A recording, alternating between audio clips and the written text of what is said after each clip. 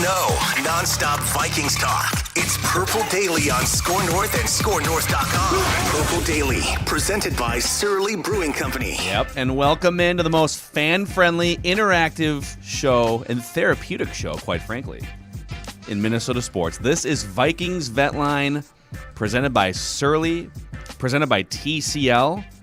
Enjoy more of the things you love with TCL, a new line of award-winning TVs delivering the most entertainment with stunning resolution, all at an affordable cost. My name is Phil Mackey.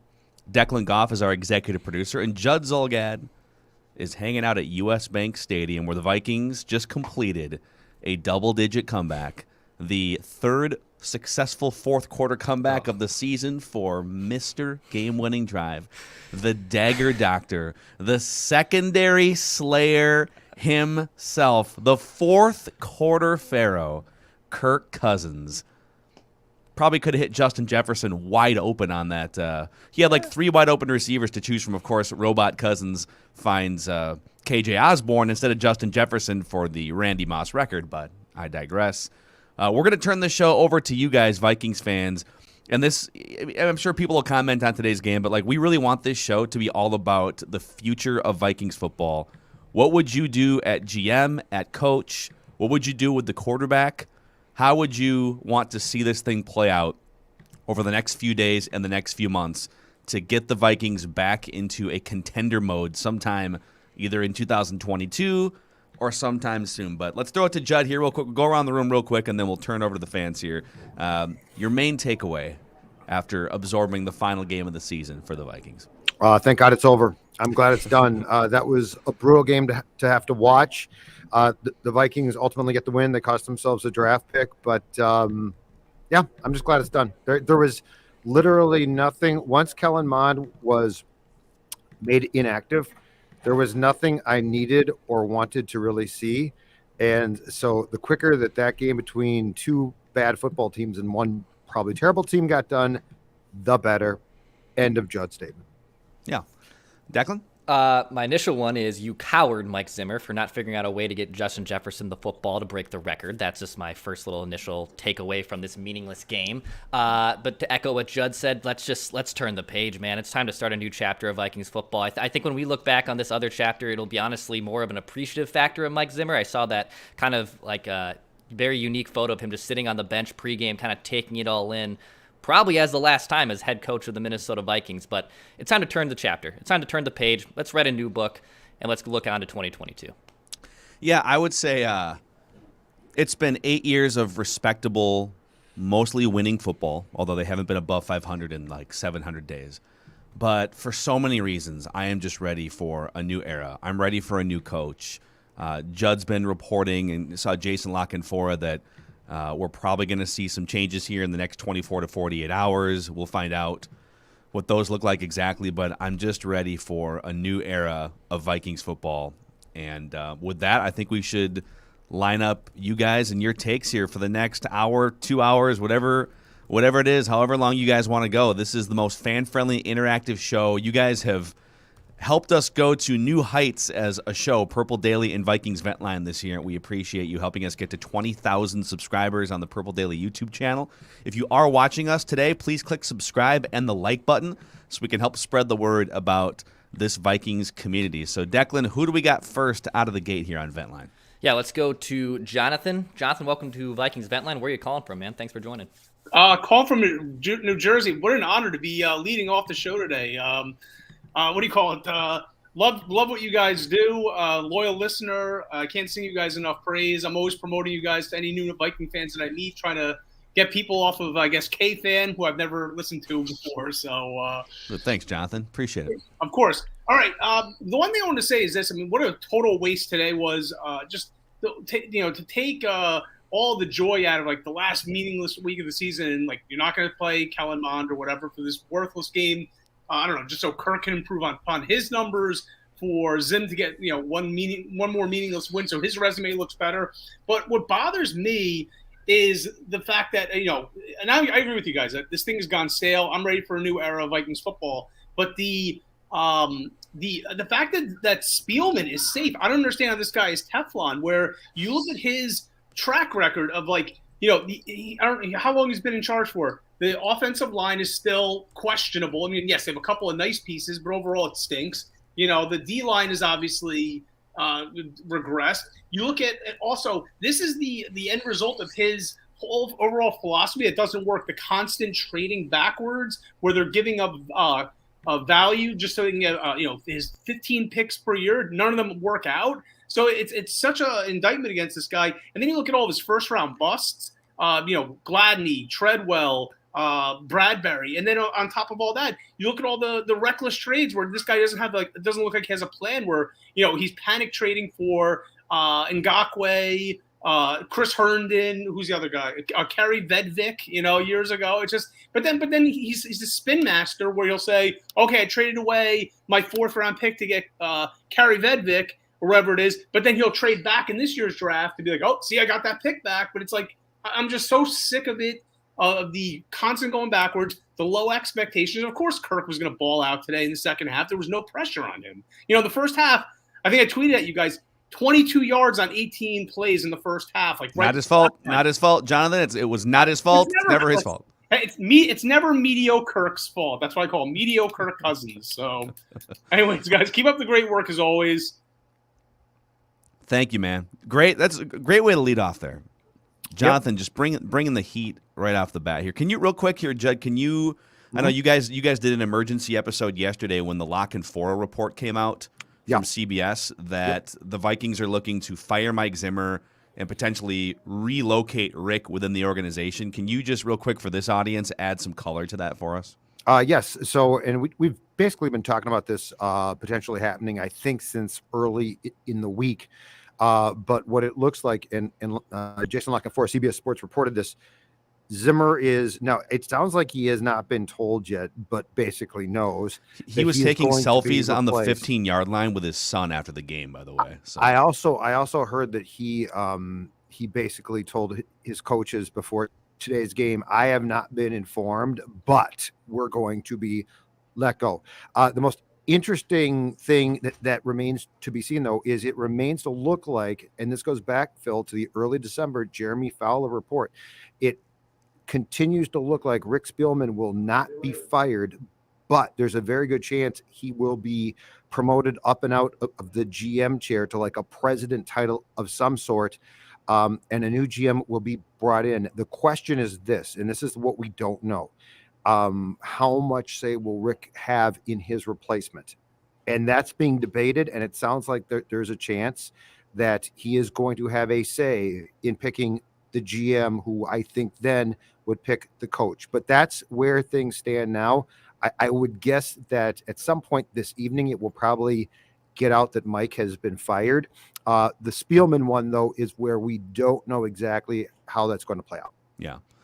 And so the Spielman thing is interesting because I get not, and we've talked about this, my God, since September. Like, I understand not wanting to just completely nuke your whole organization, right. Fire a GM, fire a coach, and start from zero. And so what the Wilfs are probably discussing is how can we shake the tree without completely starting from scratch in the two most important, figurehead positions of the organization. So I think, what I would wonder the most is, will the new GM, even though technically they would be sort of underneath a president title that Rick Spielman might have, will they have full autonomy to build the roster however they want to?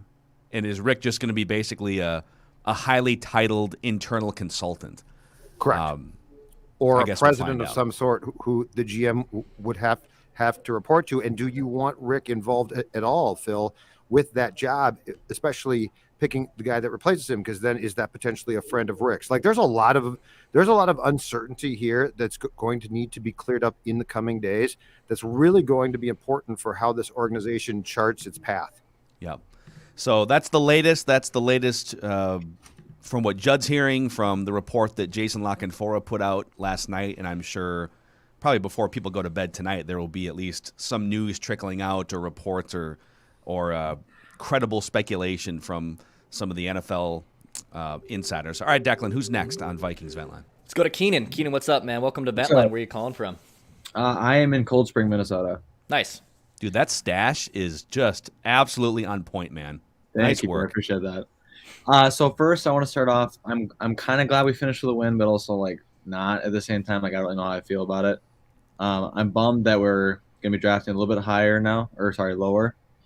What did you guys think of Zimmer's demeanor throughout the game? And are you guys kind of annoyed that we didn't go for JJ's record? Because I was pretty upset about that. Yeah, I'm very annoyed by the way the last like 10 minutes of real time played out. I don't love like the one play for sure that made zero sense is the second to last possession when the Vikings had like a 3rd and 14 or a 3rd and 15 and JJ needs 17 yards and they run a draw play to Wongwu. You know, on the last drive with a minute to go, all right, you know, the game's in hand with both those. But I understand the last drive, I guess, whatever, like you're just going to run the ball and take knees. But the second to last drive, and you have a 3rd and 14 or a 3rd and 15, you're going to run the ball in that situation. Just a total lack of, I don't know, a lack of awareness, just a lack of like reading the room. You know, no one's going to be mad. The Bears aren't going to be mad at you in that situation. It's 3rd and 15. Yeah. In fact, you could argue you should throw a pass in that situation anyways if you're trying to ice the game to get a first down. And then, of course, like it's tough to be too mad at Kirk for throwing a touchdown pass to KJ Osborne, but you're already leading. This game does not matter. Or maybe they were tied at the time. Whatever it was. This game does not matter. JJ is so close. He's 17 yards away from the record. He's wide open on the right side of the formation. And it's like Robot Kirk has locked into KJ Osborne. So I guess I was annoyed with those two plays. Yeah. And then I do want to make a reckless speculation comment today. Love it. Guys, I would love, I know it's probably not possible with the Seahawks, but I would love to see a Russell Wilson trade. I know it's kind of crazy. It's a little out there. And then if that wouldn't work out, I really think Derek Carr is a very viable option that I think that they need to highly explore. So here's a little more reckless speculation to add to your reckless speculation. This is great, Keenan. So I heard, I'm going to say third hand here. So this is very much reckless speculation. Okay. But third hand when it comes to Jim Harbaugh, that everyone thinks that he's fishing for the Bears job, that he's actually fishing for the Raiders job.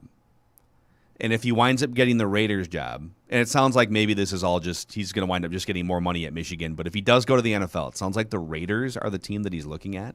He's going to want to keep Derek Carr. But Derek Carr has 1 year left in his contract. If they don't hire a coach that he likes or whatnot, he could easily be on the move. They might have no choice. Derek Carr's cap hit is $18 million next year, which is right now, $28 million less than Kirk Cousins' cap hit. Now, Derek Carr has flaws, but I love the way that teammates gravitate toward him. I love that he's so great late in games. So, listen, he's got flaws, but I'm also a Derek Carr stan at the right price. I don't want to pay elite money for him, but at the right price. What do you guys think the odds are that we trade Kirk? Like, you think that's possible? Do you think someone would be interested? Oh, yeah. Yeah, I think it's going to depend on what the new GM and after that, the coach think. But I think that I think people underestimate the market that will exist because teams are going to see the talent and think we'll fix them. Like we can fix it. It's what the Vikings thought. Oh yeah, some flaws. Sure, some flaws. But I'm telling you, I really believe, and it might not get you the exact return, but I really believe that the Matthew Stafford trade draws a parallel. It draws a parallel because they are very similar. They're both good. And again, if you're willing to take on a salary back, I think you can get a draft pick attached to that player as well as a high draft pick for Kirk. I mean, we know what we know about Kirk, and there's flaws there and problems there. But when you look at the desperation, I mean, heck, look at the Vikings in 2018, right? When you look at the desperation to fill that position, I think that you could trade him if he is willing to do an extension elsewhere and get a really nice, lucrative return. Yeah, there's also, I saw an article on one of the local, like SI.com has some like different local extensions that I think our guy Pulford Skoll sent me this via DM. So Pulford, I'm assuming that you're hanging out with us in there somewhere today, that the Denver Broncos are definitely eyeing a discussion at the very least about a Kirk Cousins trade because they just, George Payton has the connection. Again, some of this is we don't like with Kevin Stefanski in Cleveland with George Payton in Denver. we don't know, do those guys love Kirk? Do they not love Kirk? And so I guess we'll find out if those teams have interest. I just want to say here to Keenan, Reckless speculation. you bring reckless speculation to the first 15 minutes of Vikings Vent Line, and you deserve to be the Surly Beer Hall call of the show here. As Sweet. Declan is holding up, look at that glorious can little extra of Surly. Citra. So you're going to get 2 appetizers. It's a night for 4, so you and 3 friends, 2 appetizers for the table, 4 entrees of your choice, 3 beers per person, and we're talking over 30 beers on draft, from the flagship Furious to vintage and experimental beers that you can only find in the Surly Beer Hall. It's a great place. They also have the Pizza Shack upstairs. So congratulations, Keenan. You are the Surly call of the show. Appreciate Thank you guys so much. Hell yeah. Appreciate it. Send an email, by the way, to Declan. Just send it at dgoff@scorenorth.com, and he'll connect you with up, you man. on details, all right? Sweet. Thanks, guys. Cool, man. Yeah, All right, that's thank you, Keenan jumping Wow. in here. Bringing the reckless speculation. Dude, like, that was fire. I love great. it. That was That's what we want this Yeah. show to be here. I mean, the game had some things, I guess, to talk about, but this is a forward-looking show of Vikings Vent Line here. Who's next? Who do we got next? Let's go to Luke. Luke, what's up, man? Welcome to Vent Hey Line. guys, how's it going? Good, man. What's Where up, are you calling Luke? from? Huge fan of the show. North St. Paul, Maplewood area. Cool. Right on. Yeah. Classic Vikings, just kind of coming back to win that game, right? I think I'm really ready for just kind of a rehaul. Phil's talked a lot about Doug Peterson. That's a name that would really excite me. Just bringing in like a new offense, I think, is really what this team needs. I don't know. We're just not getting it done with what we got right now. Need major changes. Love to see a new GM too, like you guys have been talking about on your show. So, Let me ask you this. You bring up Doug Peterson, Luke. I ran a poll during the game. Let me find it here real quick. So, and Twitter only allows you 4 options. I know that there's way more than 4 coaching options, but I said, if given these 4 options for a new Vikings head coach, who would you most prefer? 32% said Eric Bieniemy, 26% said Byron Leftwich, and then tied for last on this poll were Kellen Moore and Doug Peterson. And I find this interesting. I think people put more stock into the way that things ended in Philadelphia than the way that things peaked. Like, he's the only dude on that list that's A, been a head coach, and B, who has won a Super Bowl. And so, I mean, yeah, does he have flaws? Did he regress maybe when Frank Reich left and took a job with the Colts? Did it end in a toxic fashion? Yes, but you brought up Doug Peterson, so why do you like him, and how would you compare him to other guys who are being floated out there? yeah, you bring up a lot of good points. I think that winning a Super Bowl is a cult. I mean, we really need that culture. Someone to kind of come in here. I guess the guy like Kellen Moore just scares me a little bit because he's so young, doesn't have that experience. Doug Peterson, I was looking earlier, I think had 3 winning seasons there, made the playoffs 3 years. I mean, I think that's kind of what we need. I would definitely look for an older guy more than someone younger right now, a veteran. If we didn't go Peterson, definitely a guy like Bieniemy, Leftwich. I think we really should look for someone who's had success, kind of have proven in that regard. Yeah. Hell yeah. Cool. Luke, thanks for coming on, dude. Yeah, thanks, guys. Appreciate you, dude. So Luke's in on Doug Peterson. I think the most important thing, and it's not the sexy thing, but I think the most important thing, though, first, GM. Let's find out the direction, because that person is going to be the most important person in deciding on the coach if that job indeed changes, like I think it probably will. And that person is the person who we need to say, can you identify a quarterback? I mean, that's the thing. And then you need to bring in a coach who that person, wait for it, is on the same page with. I know that sounds incredibly weird. But I mean, I'm sorry. The headline from today is not Jefferson falling short of the record. It's not the game. It's the fact that Kellen Mond was inactive. Wyatt Davis was inactive for a meaningless exhibition game in which you had a chance to look at these kids and they were inactive. That's the headline from this game, from the Vikings perspective, because that speaks to a complete breakdown in communication and work between the people that run football ops and the guy that coaches the football team. Yeah, and I think the questions there, especially with Mond, but also with Wyatt Davis, are, okay, those guys were third-round picks. why in week 18, basically an exhibition game that means nothing, 8 months after the draft, were those guys not even capable of being active? Active. Okay, maybe they don't start. Do they come in the second half? Right. And some of this is Mike Zimmer being stubborn and wanting to get as close to 500 as possible for his resume. But why are those guys not capable 8 months after being drafted of playing in a meaningless football game? Is it that those guys just weren't doing a good enough job as professionals and keeping up with the playbook and whatever else physically goes into preparing to play on a Sunday?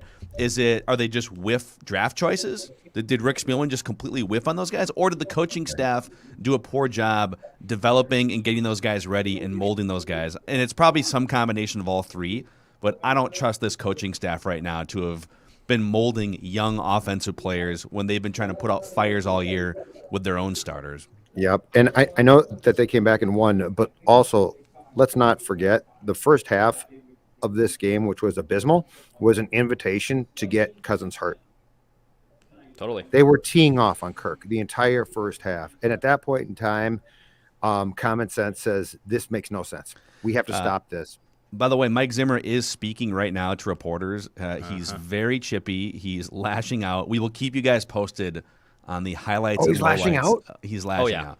Oh.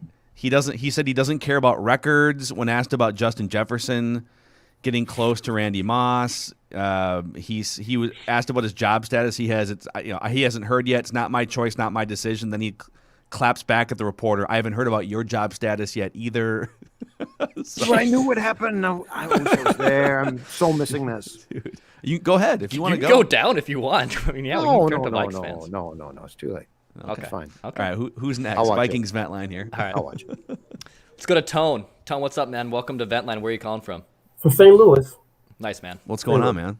So I was wondering, I get that Mike's the coach and he can make the decisions on who's active and who's not. But wouldn't the smart GM force him to have to activate a third-round pick? And then that got me to thinking, why wouldn't that conversation even be had? I'm thinking that maybe mine, for whatever reason, doesn't understand the playbook or the language. So it's not that Zimmer doesn't want to play him. He simply can't because the whole offense would have to change. What do you guys think? Yeah, I mean, I think you're on to something. I don't want to put it all on Mon because we don't know. And there's been no, you can't watch him at practice if you're in the media. The team doesn't talk about him. Clint Kubiak doesn't talk about him on Thursdays when he talks to the media. I think Mike Zimmer has been, and Clint Kubiak and the entire offensive staff. I mean, they had a come to Jesus self-scouting week before the bye, like 2 weeks before the bye.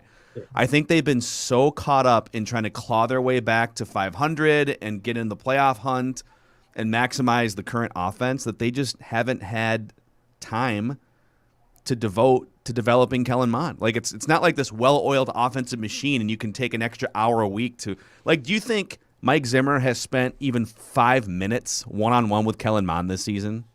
No. It took him 4 years to get with Kirk Cousins. So correct, exactly. So I don't know, man. Mike Zimmer, some more quotes here, by the way. I haven't heard anything about my job status. It's not my choice. He doesn't want to reflect today on the last 8 years. He says that's something for another day. He also spent, 5-10 minutes just sort of sitting on the bench before the game today. Like before fans were even in the stadium, he just sat on the bench and kind of soaked in the atmosphere. So, what would you do, Tone? What would you do going forward here? New coach, quarterback, what would you do? Personally, I would like to trade Kirk, Daniil, and Dalvin. They're hurt. They got good contracts and good value, and get in a veteran quarterback, maybe a Russell Wilson, and then you can use the extra space you'll have from getting rid of the Daniil or Dalvin contract, and maybe shore up the offensive line, maybe get some cornerbacks, and then keep trying to rebuild on the fly. Right on. Yeah, thanks for coming on, dude. Appreciate it. See ya. I think the thing with Mondo is this. Mike doesn't get the benefit of the doubt, and that's the most important thing. Like, I'm not going to sit here and assume Kellen Mond is terrible and Zim did a great job and the kid fell short. He doesn't get that. That type of respect is reserved for coaches who care about both sides of the ball and who understand the importance of the QB position. So I'm not going to give Mike the benefit of the doubt in this case, guys, and say, well, I mean, come on. I mean, Mond might not be ready. And the fact is, if Kellen Mond was not prepared because he doesn't get the playbook, he can't run the offense yet, by week 18, this falls on Spielman and Mike, not on Kellen Mond. Because Kellen Mond, yes, if he doesn't, that's too bad. But Kellen Mond's a young man who was drafted in the 3rd round. And when you pull the trigger on that 3rd round pick, you know what? You got to be damn cocksure that you can develop said player, right? Mm-hmm. So, like, I'm not going to sit here and defend Mike and be like, well, he might have had his reasons. No. You have failed at this for how long now? You have ripped quarterbacks. Now today you're being, snarky like you won a game of importance when you basically cost your former employer soon a draft pick. Possibly 8 draft positions. Okay, well, I'm not going to sit here and defend Mike on this. This is the type of BS that is going to get him dismissed tonight or tomorrow, and I think he deserves to take the fall and the criticism in this case. It's tough because there's been times where I have absolutely backed him over the 8 years where I do think he has had some great moments as a head coach. I mean, the work he did the first 5 years defensively was among the best in the NFL. But in the end, you're sort of seeing the ugly side of his coaching style and personality come out. When things get tough, he starts lashing out at media. He starts throwing players under the bus. He's just I don't think he is a leader of 53 men and an organization. And maybe he was at one time 5 years ago, but whatever has happened, this is sort of the worst side of his personality and of his coaching abilities is what we're seeing here. And I'm just ready for it to be done. We don't have to crap all over it. I'm just ready for it to be done. I wanted to get this in before the press conference started, and honestly, I probably should have said it on Write That Down. But because I wanted to write that down, that Mike Zimmer would get choked up during this press conference. And apparently when he was asked about Anthony Barr, he's a guy that I respect an awful lot and seemed to get choked up when he was delivering that take from Anthony Barr. Yeah, he's been an Anthony Barr ride or die guy. Oh, yeah. Big time. Mm-hmm. Big time. All right, who's next? Let's go to Jeff. Jeff, what's up, dude? Welcome back to that line. How you guys doing today? What's up, Jeff? Well, I tell you one thing. I sit out here in my man cave and I watch my TV that the Vikes made this year, the man dungeon.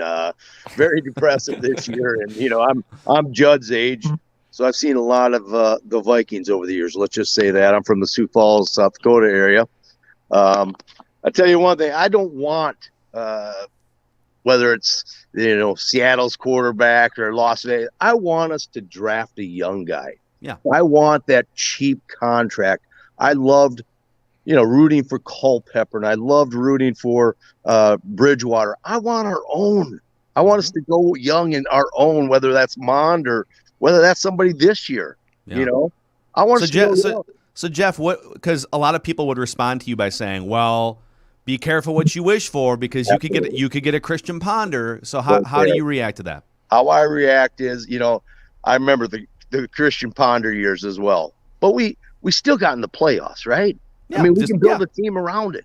I don't care. I just want the chance to draft somebody that might get us over the finish line. I want the finish line. I'm tired of the Super Bowl. I want that. It seems like there's been so much celebration of like, well, they're not a train wreck. There's a lot of other teams that would trade places. It feels like Jeff and Judd know this more than I do, than Declan does. Like, it's been 60 years. There's no celebrating 7 and 8 win seasons. It doesn't matter. 7 wins might as well be 3 wins. It doesn't matter. I've cried a lot of times when we were 13-3 or whether we were 3-13 in our Steckler. I don't care. I bled with this team. We go traveling up there all the time. Support all of our Wild and all of our. We are Minnesota as well, and it's a diehard family here. And I'm just ready to win. I want to go over the finish line. That's it. That's it. Yep, Yeah. and that's why you need, or this team, more importantly, needs to find a GM who can do that and who can identify. The thing about it is drafting a quarterback is a great move if you do it right. And yes, that takes some skill. And yes, that's tough. That's why you get paid really well. Absolutely. And that might be a bad year that results in a good draft pick.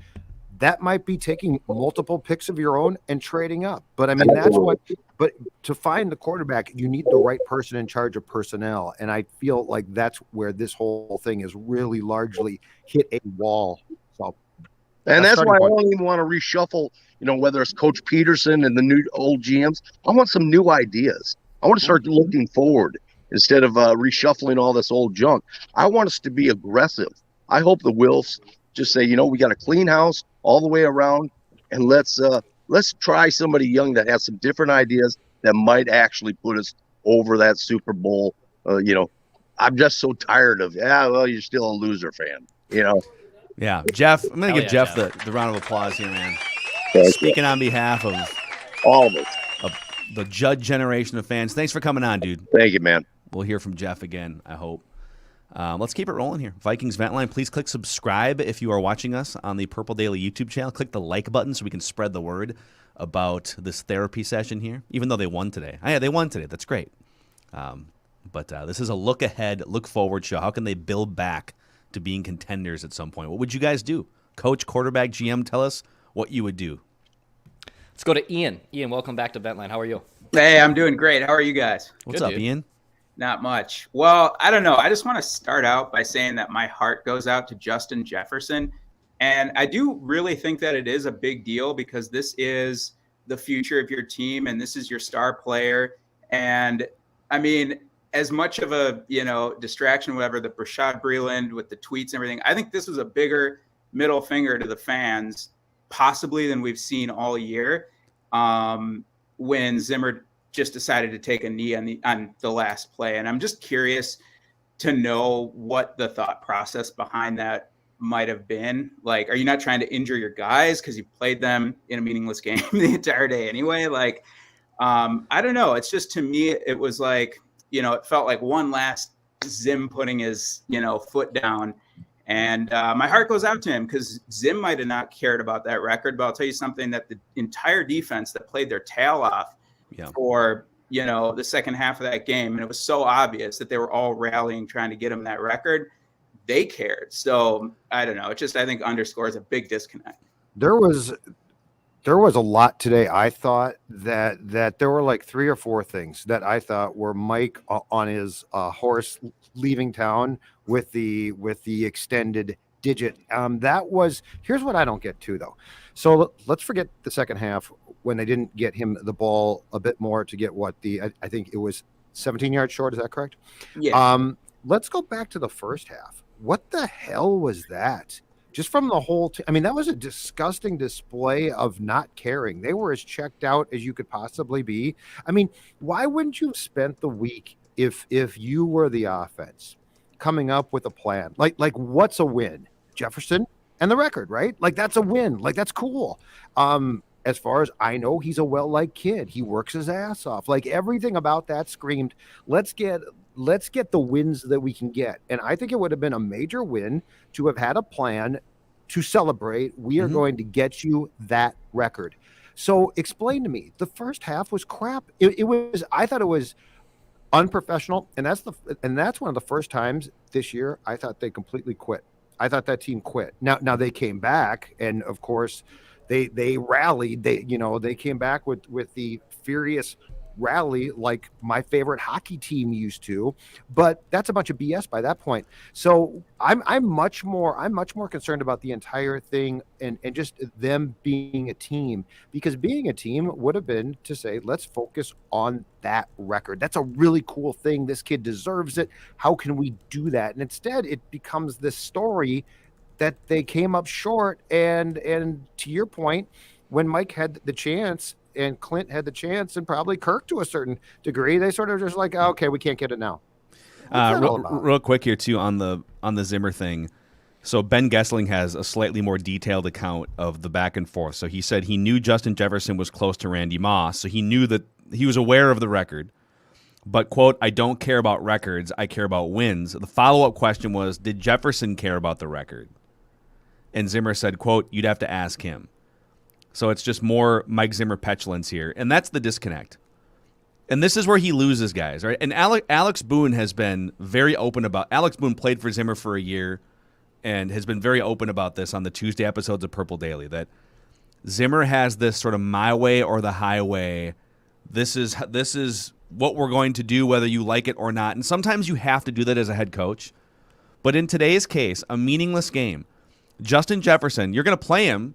You're going to play him, so you might as well, you might as well have some fun and see if you can break a record, right? He had the third fewest targets of the season. He had 7 targets today, the third fewest targets.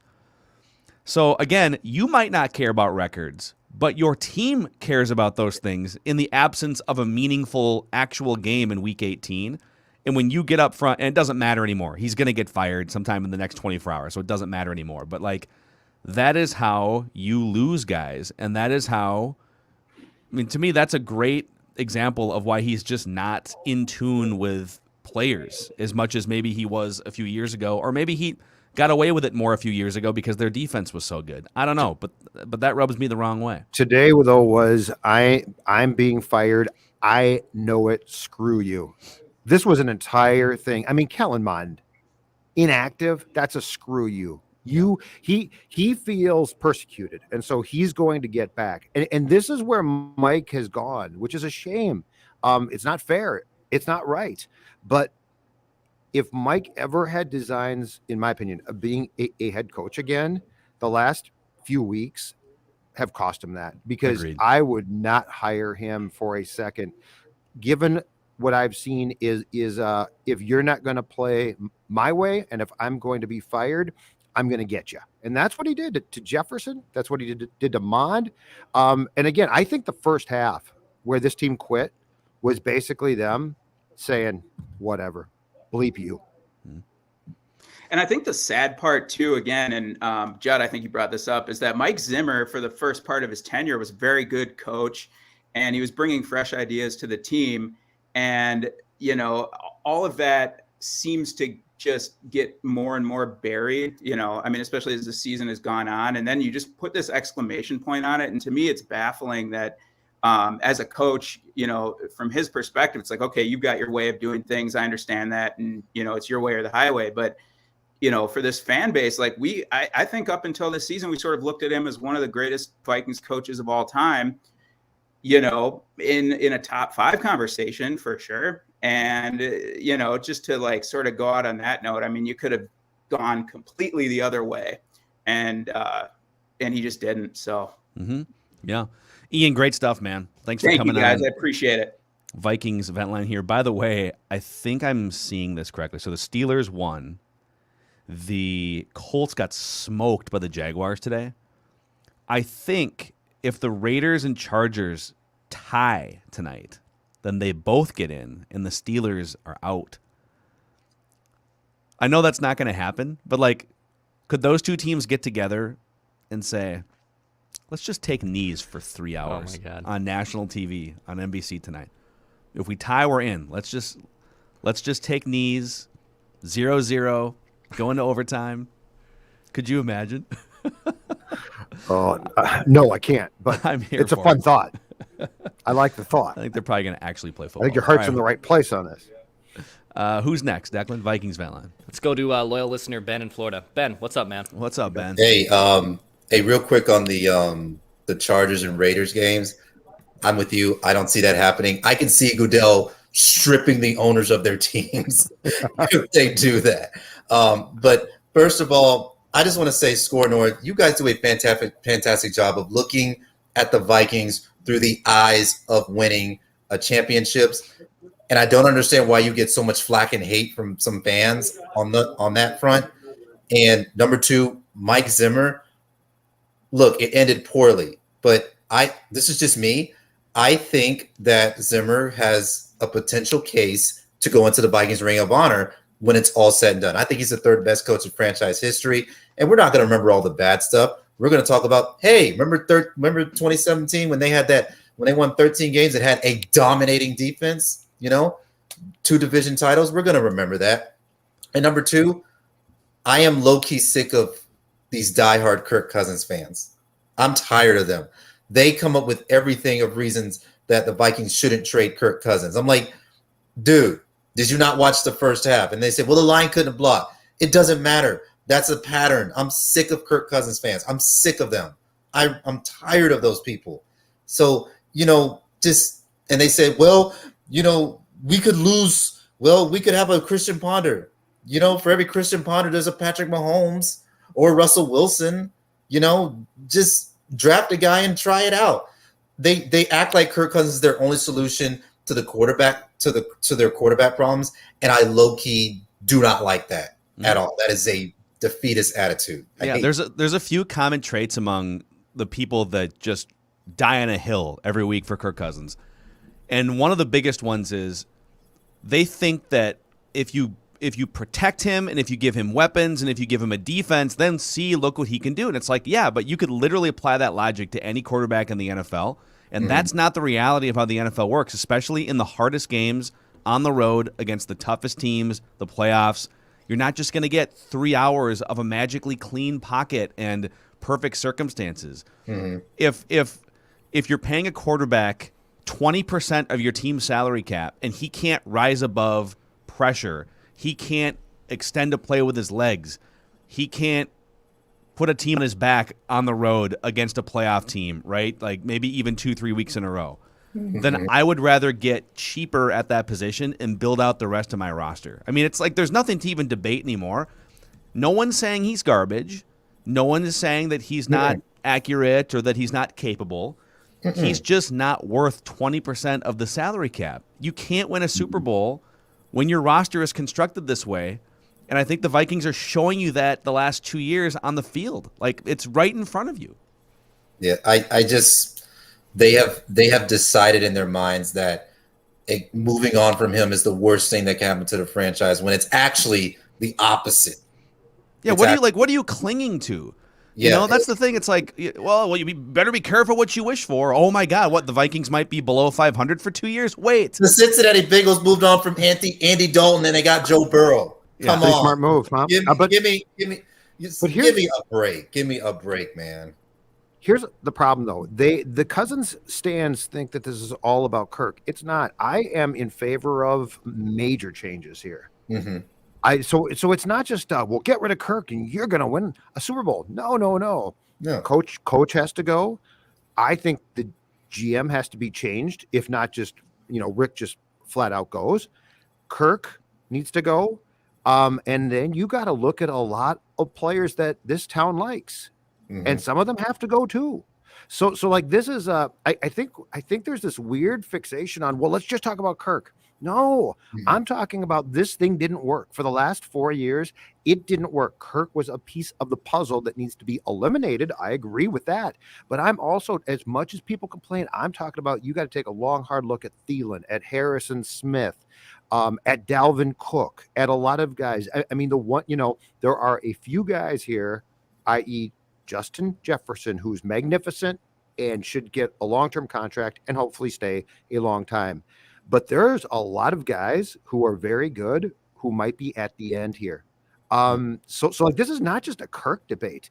This is a debate about the entire construction of a roster that I think in lots of different ways has grown older and stale. Yeah. And just one final thing. Judd, I think you mentioned the other day about Spielman having a hand in saying who gets to be the GM, and we can certainly think that's definitely questionable there. I will say, though, in defense of the Wilfs, that is a decision they have to get right. So if I don't have a problem with them leaning on Spielman for that, if they don't feel that they're going to get the decision right, because what you don't want to have is what Glenn Taylor did in Minnesota for a long time. So I applaud the Wills for leaning on people who know football to help them make football decisions. Because I think we've seen in other franchises around the NFL where the owners all willy-nilly making decisions and it hurts the franchise. So yeah, that's me. Ben in Florida, one of our longtime favorite callers here on Vikings Vent Line. We'll talk again soon, Ben. See you, buddy. Sure. All right, Vikings Vent Line here, presented by Surly, also presented by Livia, because that's the company that's helped Judge shed over 30 pounds. That's exactly right.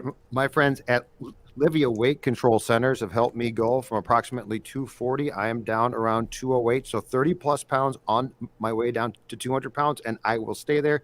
And when it comes to dropping the weight, there is no better feeling than saying, I did it. Take the Livia I Did It 8-week challenge and get your first 8 weeks for free. That's right. First 8 weeks for free. Now, just as an example, I lost in my first 8 weeks 26 pounds. So we're talking about lose 26 pounds for free. Call today, 855-GO-LIVEA, or visit livia.com, livia.com. And again, first 8 weeks for free, down 26 pounds myself in that time. Imagine in March having dropped all that weight and not having written a check yet or paid with your cash card or however you pay these days. Livia. Straight cash, homie. Straight cash, homie. Some people do. interesting comments from Kirk Cousins here. He is currently at the podium speaking to the media. So he did say on the touchdown pass to KJ Osborne, where Justin Jefferson was wide, like literally broken coverage, wide open on the right side for a touchdown and the Randy Moss record. He said, if I could hit the reset button, I'd try to hit Jefferson and get the record and the touchdown. So he does feel bad about that. He also, according to the Pioneer Press, he declined to answer when asked if he wants Mike Zimmer back and says the noise may be loud for you guys regarding rumors on Mike Zimmer's future. Wait, so he said the noise, so he wouldn't say what his preference was, but just said. No, and again, I'm reading quotes. Okay, I'm trying to not figure that watching this right now. Right. Talking with you jokers. I hear you. But I am reading quotes, and Chris Thomason said, Chris Thomason again said, Cousins won't answer directly when asked if he'd be willing to do anything with his contract with a $45 million cap hit, of course eating won't. up 22% of the cap, reiterated that he wants to remain a Viking. And that's the thing, he wants to be a Viking. But you can't be a Viking if you're going to take up that percentage of the cap and be I just work here guy. So something's got to give there. And let's not put too much credence in things that we hear today on players. Is Kirk going to say, hey guys, guess what? I want out. I desperately want out. Like, he's not going to say that today. I saw a report. I think it was from Ian Rappaport that the Browns are planning to stick with Baker Mayfield. Of course they are. That's what they're going to say today. Like, they're not going to be like, hey, we're going to bail on Baker. They need to keep his trade value up, right? Exactly. Yeah. So, like, Cousins is not going to tip his hand. The Browns aren't. And so I just don't put any weight in things that are being said right now regarding players like Cousins, Baker Mayfield, etc. Oh man, the Vikings beat writers are so salty right now. This is hilarious. So one more thing, and then we'll get back to Vikings fans running the show here today. But Jason Lizer? He covers the Bears. Bears coach Matt Nagy's closing message to the media was that Justin Fields is a franchise quarterback with a very bright future. And our guy Andrew Kramer, one of the founding fathers of Purple Daily, by the way, when it was a weekly Purple podcast 7 years ago, Star Tribune, he said, Mike Zimmer's closing message to reporters was, great second half, let's talk about everything else later. I think Zimmer's sick of the reporters. The reporters are sick of Zimmer. I've seen this play out before. 8 years is a long time. It's a really long time. Oh, my God. All right, who's next? Vikings Vent Line. Let's go to Matt. Matt, what's up, man? Welcome to Vent Line. Wow. I wasn't expecting to get pulled on. The first thing I want to say... Those headphones are rocking. You got the green there. Thank you. Seahawks green. Good luck. Yeah. Although, screw the Seahawks because they always beat us up until this year. Like the 1 year that I knew we weren't going to do anything, we finally beat the Seahawks. But the first thing I want to say is thank you guys for doing what you guys are doing. I just discovered you this year, and I spend way too much time obsessing about this team. And when I first found you guys' podcast, I was like, they're saying exactly what I've been saying about this team for years. I gave up on this stupid quarterback about the Bears game in 2019 when he was throwing a hissy fit in Soldier Field, throwing the ball into the freaking turf and going over to the sideline. He looked like a little kid that wasn't getting his way, and that's what he is when he's at his worst, is he looks like a little kid who's not getting his way. And my wife just walked in and she's giving me a look. She knows that I listen. Tell your wife this is a therapy session. She needs to Respect your space here. It's free okay? of charge too, man. Yeah, It's a big deal. I'm drinking a beer that I'm pretending is a Surly. I just, yeah, like I wanted to talk about analytics real quick because I do analytics a little bit for my work. I have an MBA and with sports statistics, because like the Kirk stands are always using analytics to defend Kirk. Like PFF loves Kirk for whatever reason. It is a little weird. It's weird. And like with level 1, the analytics goes level 1, level 2, level 3, level 4. And level 1 is basically like your box score, right? It's like that's your where you produce like, went 1 for 3 for the day, or you're 24 for 25 in your passing or whatever. Yeah, that'd be like the 4,000 yards and 30 touchdowns is like your level 1 box score. Exactly. Your level 2 is where you get into a little bit more like the name for it is leaving me right now, but your level 2 is basically where you get your quarterback rating and your ESPN QBR or your PFF grade. Your level 3 is where you really make your money. That's where you get your wins above replacement, your win shares and stuff like that. In football, we don't have that, right? And that's where we get all these bad quarterback contracts. And I think that's what they just got wrong with Kirk Cousins, because they saw all the level 1 and the level 2 stuff, but they never were able to correlate it with, okay, he actually improves the team by this many wins. Like, look what happened with Matthew Stafford when he went to the Rams. And Stafford's deeply flawed. I don't think he's going to win 3 playoff games to get to a Super Bowl, but he could win 1 or 2, get him to a conference championship game, and maybe the ball breaks his way. They make an appearance. I don't know, but like he improved that team by 3-4 wins versus what Jared Goff was doing last year. That shows that he's got that much value to it, and so we do need to talk about quarterback wins. Maybe not from as a statistic, but basically to show that there is this disconnect between the level 2 and the level 3. And so that's what, like, when I keep looking at like all the Kirk stands trying to defend him all the time, I just think to myself, like they just want to quote numbers to sound smart, and they just want to quote numbers to say that this guy's good, because we haven't seen a quarterback just be competent for a sustained amount of time since, I would say, like Dante Culpepper. I know we had that flash in the pan with Brett Favre for a season, and for me, like going into the reckless speculation, I don't want to trade for somebody else's cast off. I don't even want a Russell Wilson. He's been injured the last few years. He's lost a lot of his mobility. He was a top 3, top 5 guy for a while. I don't know that he's a top 5 guy anymore. I think that he's maybe more down around like a top 8, top 7, top 8. Like, can you prove to me that Russell Wilson over the course of a season is more valuable than Dak Prescott? Yeah, I don't know that you can. Matt, this is great stuff. Thank you. Definitely need to get you on again sometime. Love the analytical takes. Thanks for jumping on. Just to unpack some of this. On Russell Wilson, that's such a long shot. I mean, I do think he wants out of Seattle, but I think he had a very specific list of 4 teams that his agent floated out behind the scenes last year. It did not include the Vikings. The Saints were on that list. The Raiders were on that list. The Cowboys, but I don't think they're moving off Dak for Russell Wilson. But like to his point about like the 3 different levels of sort of analytics or statistics, I'll give you one here that's on sort of level 2, right? Just passer rating. We talked about this a few weeks ago. Kirk is, I think he's tied with Drew Brees now for the 5th highest passer rating in NFL history. And now, obviously, like the rules in the last 10 years cater more toward modern quarterbacks, and you're just going to see more passer ratings bloated now compared to 20, 30, 40 years ago. But of the top 15 all-time passer rating quarterbacks, Kirk Cousins is the only one that's not above 500. After today's win, he's now 59-2. I get that quarterback wins aren't the most ironclad stat, but the fact that he has played in 120 career games as a starting quarterback and his teams are not above 500, you have to ask yourself, is he the unluckiest quarterback of all time?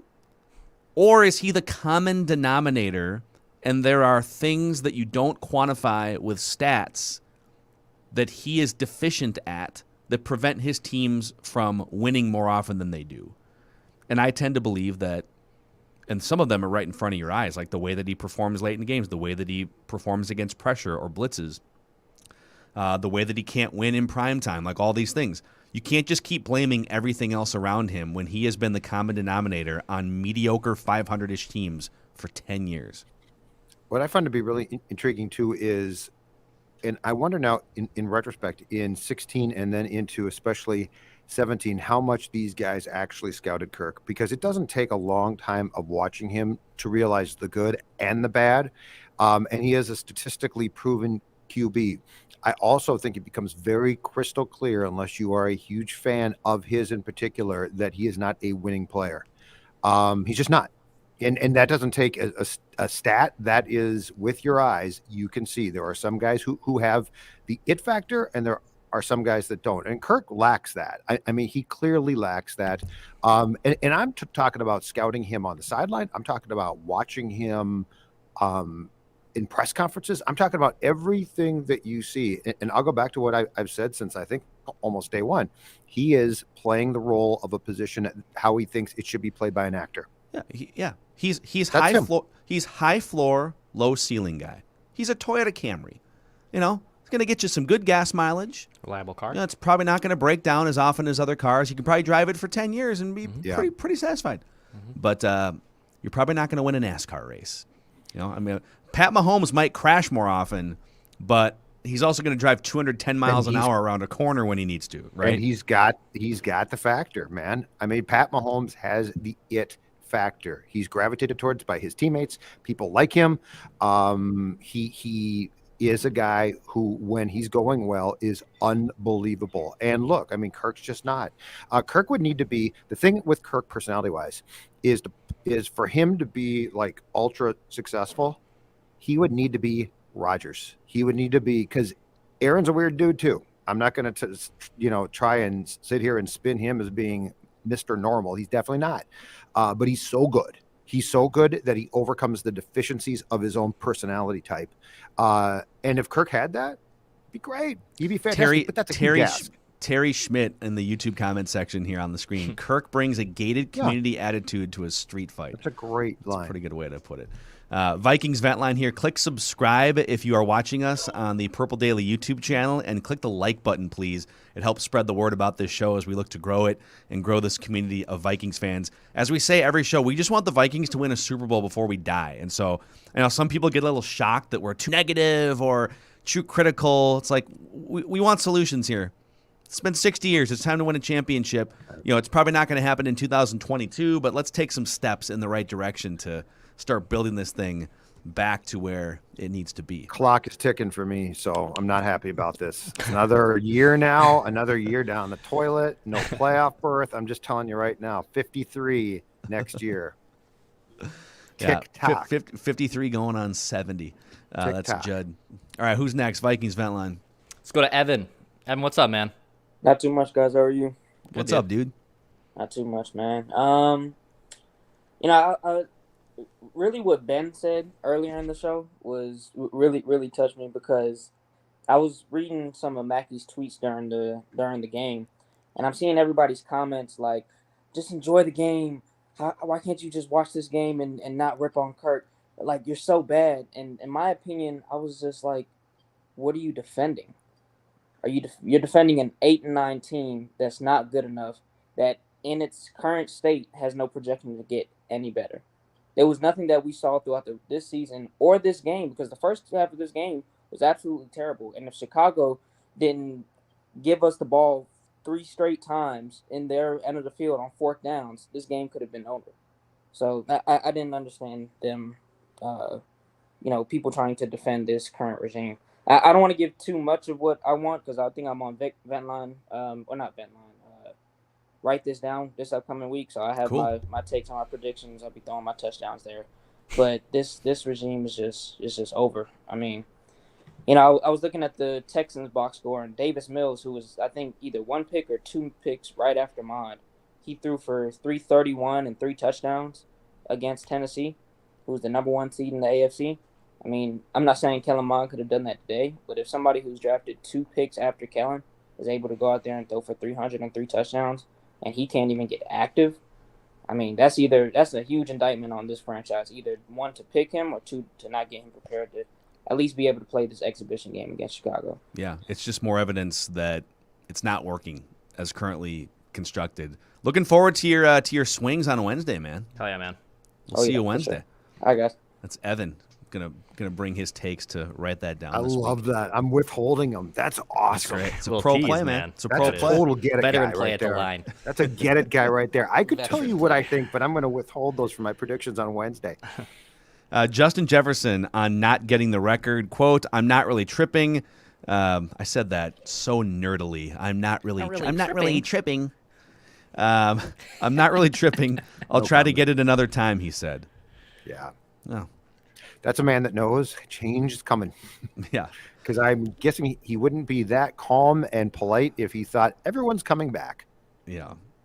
We'll keep you guys posted if anyone else says something controversial. Don't Who's trip, next though. on Vikings Vent Line? See if I can get is Dan, your camera looks like it's loading. In the meantime, we'll try to get that working. Let's go to Wyatt instead. Wyatt, what's up? And you're on Vent Line. How are you? Doing good. How are you guys? Good, dude. Yo. A couple things. I know a lot of people are kind of worried, like if we move off Kirk, what will happen? And I get that. I was actually at one of Christian Ponder's games his last season at Florida State. I'm from Florida and everything, and this is a true story. I'm not making it up. By the end of the game, the entire crowd was chanting "F you, Ponder." Oh. And so when I was like, whoever drafts that guy is pretty screwed. And of course, it ended up being us. So, Okay, wait. So you said that happened at his last college home game? it was at one. I don't think it was his last one, but it was at one his senior season. Okay, that reminds me of that movie. What's the Costner movie? Draft Day? Yeah. Right, where he finds out that star quarterback that nobody went to his birthday party, right? Like, well, why would no one go to his birthday party? He must be a bad leader. He doesn't connect with his teammates, right? If I'm the Vikings, do you think the Vikings knew, Judd, do you think the Vikings knew that Florida State fans were chanting F you Ponder when he was in college? Because that's something I would want to know. Kevin Costner would pick that up and be like, wait a second. Yeah. Why do people hate this guy? 13-year-old me could have told you. I'm guessing that the Vikings knew it and thought, we'll fix him. We'll fix this guy. We'll fix everybody. That's good. The other thing was so with Chris Collinsworth and Aqib Talib this week, I mean, have they watched a single Vikings game? I mean, this season I felt like I'm on Groundhog Day, but instead of every day being the same, every week I just see Garrett Bradbury get forklifted off the line of scrimmage. And Collinsworth and Talib have both mentioned how great our offensive line is and how good of a player Bradbury is. And I'm just like, what are you guys watching? But yeah, as far as moving forward this offseason, I think we're in a kind of a unique position. And I think Judd was right. I think this game was like a huge screw you from Mike Zimmer. I mean, no rookies playing. He was like, you guys are not going to get a good draft spot. And I'm going to make sure Justin Jefferson doesn't get that record. There were like 3 or 4 things, like he said. Yeah. But I think we are in a good position. I think there's like 3 head coaches I would be okay with: Kellen Moore, Doug Peterson, and Eric Bieniemy. But I was curious what you guys thought about that moving forward. Who would you want, and what do you think the best scenario would be this offseason? Yeah, Wyatt, thanks for coming on, man. Great stuff. That's great intel on Christian. Could have used that one about 10 years ago. I believe it wasn't Geno Smith, EJ Manuel. He was the quarterback that successed Ponder at Florida State. Because I honestly remember that like 7-8 years ago going down a YouTube wormhole because EJ Manuel was the quarterback after Ponder, and they were like booing Ponder in his last few starts to get EJ Manuel on the field. Thank God. We turned him around. I don't know what you're talking about. It's great. Made a playoff appearance. It's so hard to sit here and say I for sure want this guy as the next head coach because they all come with a pretty significant level of risk, right? Like any coordinator that you would hire that doesn't have any experience, a Bieniemy or a Kellen Moore, right, has at least a 50% chance, if not more, of just not being able to handle being a head coach. And that's kind of why I keep gravitating toward Doug Peterson, even though he's not really a sexy name. and the way that things ended in Philadelphia were a disaster and a red flag. But he won a Super Bowl with a young quarterback and then Nick Foles coming in December and through the playoffs. So I think while there might be some other guys like the idea of Kellen Moore or he's 33, 34 years old, the idea of a 41-year-old Byron Leftwich being your 15-year guy, your John Harbaugh, your Sean Payton, your Mike Tomlin is very appealing. Those guys also have a percentage of chance to flame out that's probably higher than Doug Peterson. So I don't know. I guess gun to the head, give me Byron Leftwich. A lot of people rave about Byron Leftwich. Alex Boone has raved about Byron Leftwich. Give me Byron Leftwich, and I'll take my chances. But I would not fault them for going the Doug Peterson route. What about you guys? I want a guy that brings in an offensive mind or has one himself that lends itself to the National Football League in 2022, which this offense does not right now, who realizes that while the run game is important, it's not the be-all, end-all, that you have a special receiver in Jefferson and a depth chart now that might be pretty damn good. Like this could be good, that brings in a smart defensive mind, and this is a tough one in football. The most important thing to me right now, somebody who gets it and is open-minded to changes. Because what we've seen with Mike is stubborn. He's a petulant child, and he's going to be stubborn, and he's going to do it his way. And if you don't, there's going to be a price to pay. And Phil, in 1994, that worked perfect. That's awesome. But it doesn't now. And so I really think what you need is a coach that understands, adapts, and understands the game, understands how to manage a clock, and most importantly, and this is what this team lacks completely right now, a coach and GM who understands something about people. I can't tell you how important I think it is that these guys have no people skills. Zero. Brad Childress, also deficient there. I don't think you can operate now in pro sports with zero people skills. Yeah. I think you could at one time. I don't think you can now. You got to connect with guys. And you got to connect, and you've got to understand that different people need different things. And how do you get that? And if you don't get that, if you don't care about that, you are creating major problems that are completely unnecessary. So that's my feeling. Yeah, Declan, you're Kellen Moore all the way right now. All the way. He's my number one. Peterson's probably a close second, but I love what Kellen Moore has done with Dallas. I want to get him in here immediately. And I think the writing on the wall that Byron Leftwich goes to the Jacksonville is just inevitable. I think Byron Leftwich to Jacksonville just makes too much sense. Yeah, that's and God, they looked a lot better today. This is the first time they've looked like that all season, blowing out the Colts and ending their season. Hire Bev. He's Bev's like Bev can actually connect with people. It sounds like Urban Meyer's another one of those sort of sociopathic weird My-Aware, the highway coaches. Who's next on Vikings Vent Line? Let's go to Nick. Nick, what's up, dude? Welcome to what's Vent going Line. on, guys? What's up, Nick? Oh, yeah. Hey, so we made it through the 8 years of Zimmer, got to the end of it. Definitely some highlights, more lowlights here the past 4 years since we had Kirk. Sorry, my pup trying to get on the camera here. Who's a good boy? This is a dog-friendly show. Yeah. Hey, First year of the Vikings for her. Hopefully we'll turn around next year. Oh, her. Sorry about that. Who's a good girl? Who's a good girl? Who wants Coach Jim fired? 7-5 year ourselves, so it's been a rough first sports year, but we'll turn it around. Anyways, I'm on the Doug Peterson train for next year. Originally from Pennsylvania, so I feel like I was there for 17, unfortunately. Went to a Philly bar for the NFC title game, so it wasn't the best experience for me there. Got booed out at halftime anyways. But anyways, I think we need a head coach that has prior experience. He won a Super Bowl. I think the risk is just too high going with somebody like a Kellen Moore, Leftwich, even Bieniemy having Andy Reid over top of them, and then Bruce Arians over top of Leftwich down in Tampa. So definitely think we need somebody with head coach experience. So Peterson would be my guy. And then if we wouldn't go that route, I would probably go with Dable in Buffalo, just because he's running the offense there with McDermott being a defensive guy, and the ability that he had to develop Josh Allen. I feel like could pay off for us here. So let me know your thoughts on that. Yeah, no, Nick, thanks for jumping on, man. Appreciate it. Anyone who brings their dog into the show too, automatic points. Who's a good girl? Who's a good girl? Who's a good girl? It's a tough season, but it'll get better. No question about it. Yeah, Brian Dabble or Dable is another one that keeps popping up too, and it's a lot of these guys have sort of similar attributes where, okay, they helped develop a young quarterback, or they were associated with a great quarterback like Leftwich and Tom Brady. And the thing that we don't know is when those guys move from coordinator role, where there's leadership involved, but ultimately you're not the guy that's overseeing everything, to a head role. Who are the best leaders? It becomes a lot less about X's and O's and tactical things, and those things are important too.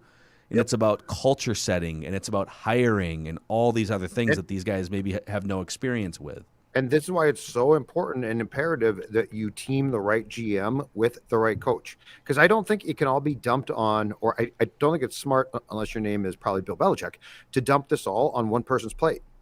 What we saw this year and what has created some problems is this clear disconnect between GM and coach. Like, we saw that at work a lot. Yeah. And when you have two people fighting for their own personal survival in their job, instead of trying to serve the team, they're basically trying to serve their own agenda. You have problems, and that's a really bad place to start. So this is why I go back to, Phil, I think the GM is so incredibly important, because it's not going to be a name that jumps off the page. It's not going to be like, oh, I know this football guy. But that football guy it's going to be extremely important that he can then identify the right coach, and that they can work in tandem, not pulling apart, which is what I think by the end it felt like Rick and Mike were doing, pulling apart. By the way, Justin Jefferson on Kirk Cousins, he was just asked about Kirk Cousins. Quote, "Things ain't always perfect with us, but he's the reason I have this many yards." Just a ringing endorsement. Oh, God. That's not, yeah. It's exactly what all of Tom Brady and Aaron Rodgers receivers say about them. Yeah. Although Greg Jennings has been pretty vocal about how Aaron Rodgers is kind of a narcissist. So some of those guys. But he's a good one. He's good at it. He's a good narcissist. He's a good narcissist. Devontae loves him for that. All right, who's next? Vikings vent line. Let's go to Rico in Denmark. Rico, what's up, Rico? How you doing? Good, man. Oh, long time listener, first time caller. Thank you, dude. Thanks for coming out. What time is it in Denmark right now? Oh, it's about 11:08. Okay, all right. So it's about midnight. Yeah, I've been following Judd ever since the trip. From over here, it's really hard to get any sort of info out in the early internet days. So I've been following you guys ever since that. So thank you. Awesome. What I was thinking about was the head coach, the search of the head coach. Now, in what we call football over here, and you guys call soccer, my soccer coach is the best one in the world. And what makes him great is he has absolutely no ego whatsoever. And he says he doesn't do any of the day-to-day sort of thing. He knows how to hire really, really good coaches beneath him. And I think that's the key. I think it's the same thing when you guys, when you're at work. You want a nice boss. You want somebody to motivate you, and you want somebody to pat you back when you're doing good and pick you up when you're doing bad. And I think that's the way to go. The offensive coordinator in Dallas, he seems really, really smart, but he's a good coach. He's a good motivator. He's a leader of men. I don't know. Mm-hmm. Yeah, and that's the hard part. A lot of these guys, and there's a great article actually on theringer.com this week by Kevin Clark that lays out just how flawed the NFL's hiring cycle has been. And he's not talking about like the racial disparity, because that's a thing too, but he's talking about every year coaches get fired around the same time. And this year they did provide an extra 2-week buffer. If you wanted to do interviews the last 2 weeks, you could, but most teams chose not to. And then it's this rush to interview the top coordinator candidates. And it's like, it's so fast, right? You might get to spend a day with someone or do like maybe 2 interviews, but you're kind of like, whoever you just fired, the Matt Nagy's of the world, right? You're basically taking a similar swing and flipping the same coin as you did the last time. How do you find out if Kellen Moore is truly a great leader of men over, let's say, a Zoom call and then maybe a face-to-face for a couple hours? You can't. You don't. Right? I don't know what the solution is, but I know that like spending a couple hours with somebody is probably not enough time to figure out if they can manage a crisis in the locker room, right? Take them out for a drink, figure it out. Get him drunk. Actually, is always that's not a bad idea. Give him a Spurley, if he gets weird after a couple, good stories. Yeah. If he gets weird after a couple old fashions, then he's out. I'll give him a surly. Yeah, give him a surly or two. He'll be happier. Exactly. So hey, real quick, Rico, how did you become a Vikings fan? My dad's aunt moved to Minnesota and start of the century or something. And she used to send me $1 every Christmas back in the 70s. She died at one point, but I think at one point she gave me like a sock maybe or something with the Minnesota Vikings logo on it. So ever since the 80s, I guess. I mean, think about how unlucky that is, man. She could have sent you a New England Patriots sock. Team stunk back then, but she could have done it. Exactly. I mean, yeah. But that's the fun part. I mean, I love rooting for the underdog. Yeah. And it's at some point, it's really, really hard at the moment, though. And it's like all my friends here are Bears fans. And at least they suck too. But come on, yeah. I was gonna say they're terrible too. So dude, you got it's actually it's pretty much the same franchise. I was doing some digging on that today, too. I was like, I feel like this is pretty much the same team the last 20 years or so. So get this. Since the year 2000, the Bears have 171 wins. The Vikings have 179. The Bears have 6 playoff appearances. The Vikings have 8. Both teams have 5 division titles. Both teams have had 5 head coaches. Jay Cutler and Kirk Cousins are kind of the same guy, right? Like, I mean, different personalities, but like really good, talented quarterbacks that are deficient in leadership and just different things. Trubisky is basically Ponder. They both had an epic whiff in the first round. Both teams have had 11 different leading passers since 2000. So, yeah. Can I come with a plea? Can I come with a plea? Sure. It's like we keep talking about these people that's afraid of a new Ponder and go Cousins and whatever and all that jazz. I think most of your listeners pretty much agree upon whatever you guys are saying because they're listening to you every day. It's like talking to anti-vaxxers, right? It's just you keep digging yourself out of a hole. It's not really working. Let's just get on with it. Yeah. No, Rico, we appreciate you Thanks, bringing the passion from Denmark, staying up late. We'll talk to you again sometime. One last question. What do you guys think Skol is? What do we think it is? Yeah. Didn't we steal it? Yeah, but I thought we stole it from Iceland. Danish. Yeah. It's Danish. It's Danish? Yeah. It just means cheers. Oh, Yeah. okay.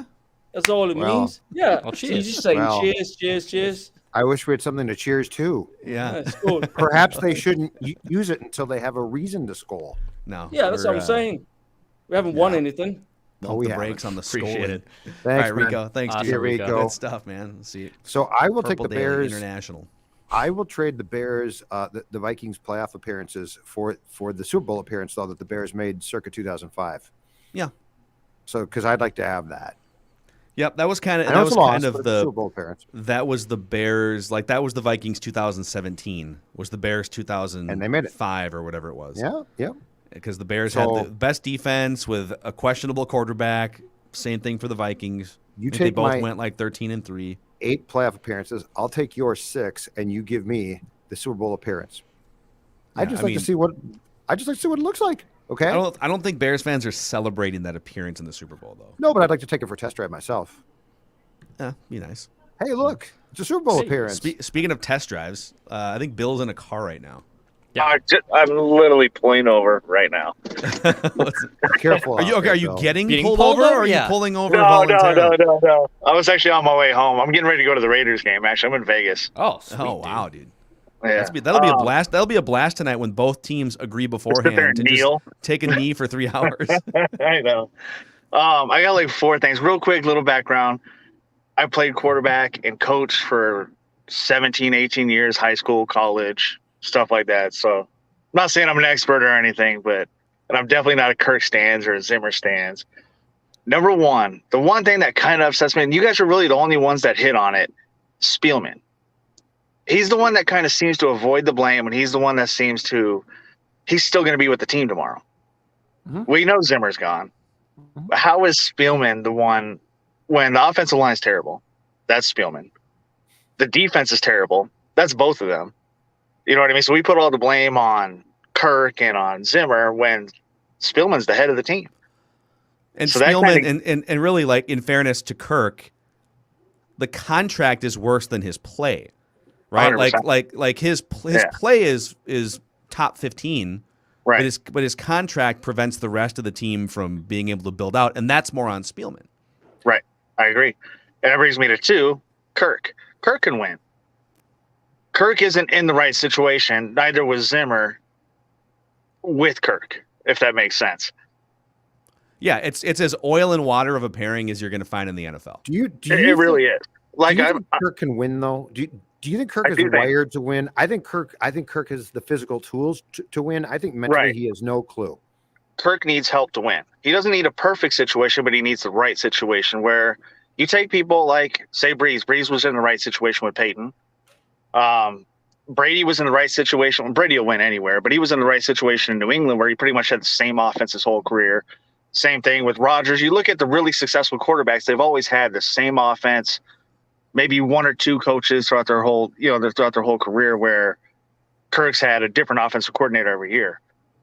And speaking of quarterbacks, I know there was talk about oh my God, I can't think of his name now, from Cleveland. Baker Mayfield. Mayfield's garbage. I would not trade used toilet paper for him. I mean, he is Christian Ponder with an attitude, pretty much how I look at it. I agree. If they want to listen, if they want to kick in a first-round pick, like the Lions Rams trade, all right, I'll deal with a year of it. Attach that first-round pick and get 2 first-round picks for him. Exactly. You give a first for him, we're good. What was it? Oh, number 3, Clint Kubiak is terrible. So you look at, I think Gary got the most out of Kirk. That's really the best stretch Kirk has ever had, with those 10 games going from week 5 of last week all the way until this season. Kirk played tops. He was good. He even added. You saw the late game stuff this year. And I think if you get head coach wise, I would take either Doug Peterson, the one that you're not going to get, but I would love to have Shanahan, or Leftwich. I'd prefer experience or a player as a coach. I think Leftwich, I think people would gravitate towards him. Everybody raves about him.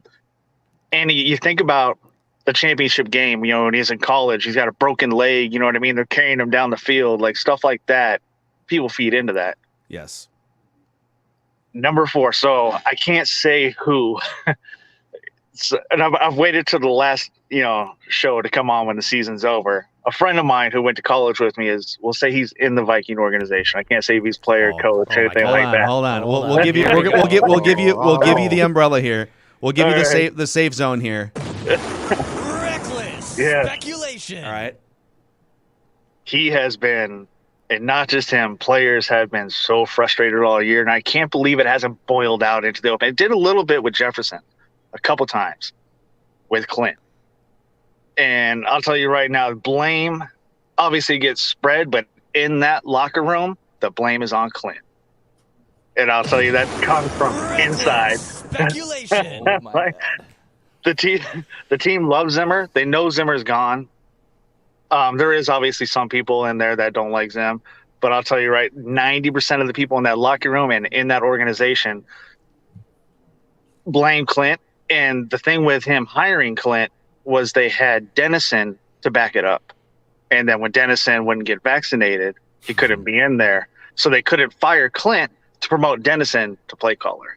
Yep. So yeah, So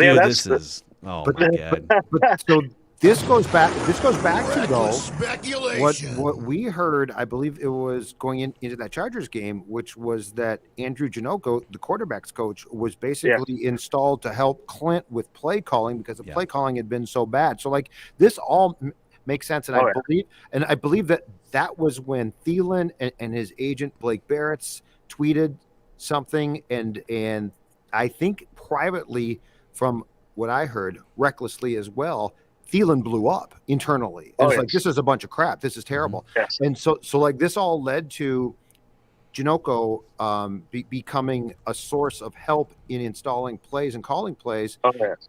And went from there, and it helped for a while. I don't think it continued, but anyway, yeah, I think there was a level of frustration that was huge. All those little blowups you thought that you heard about, that stuff's all true.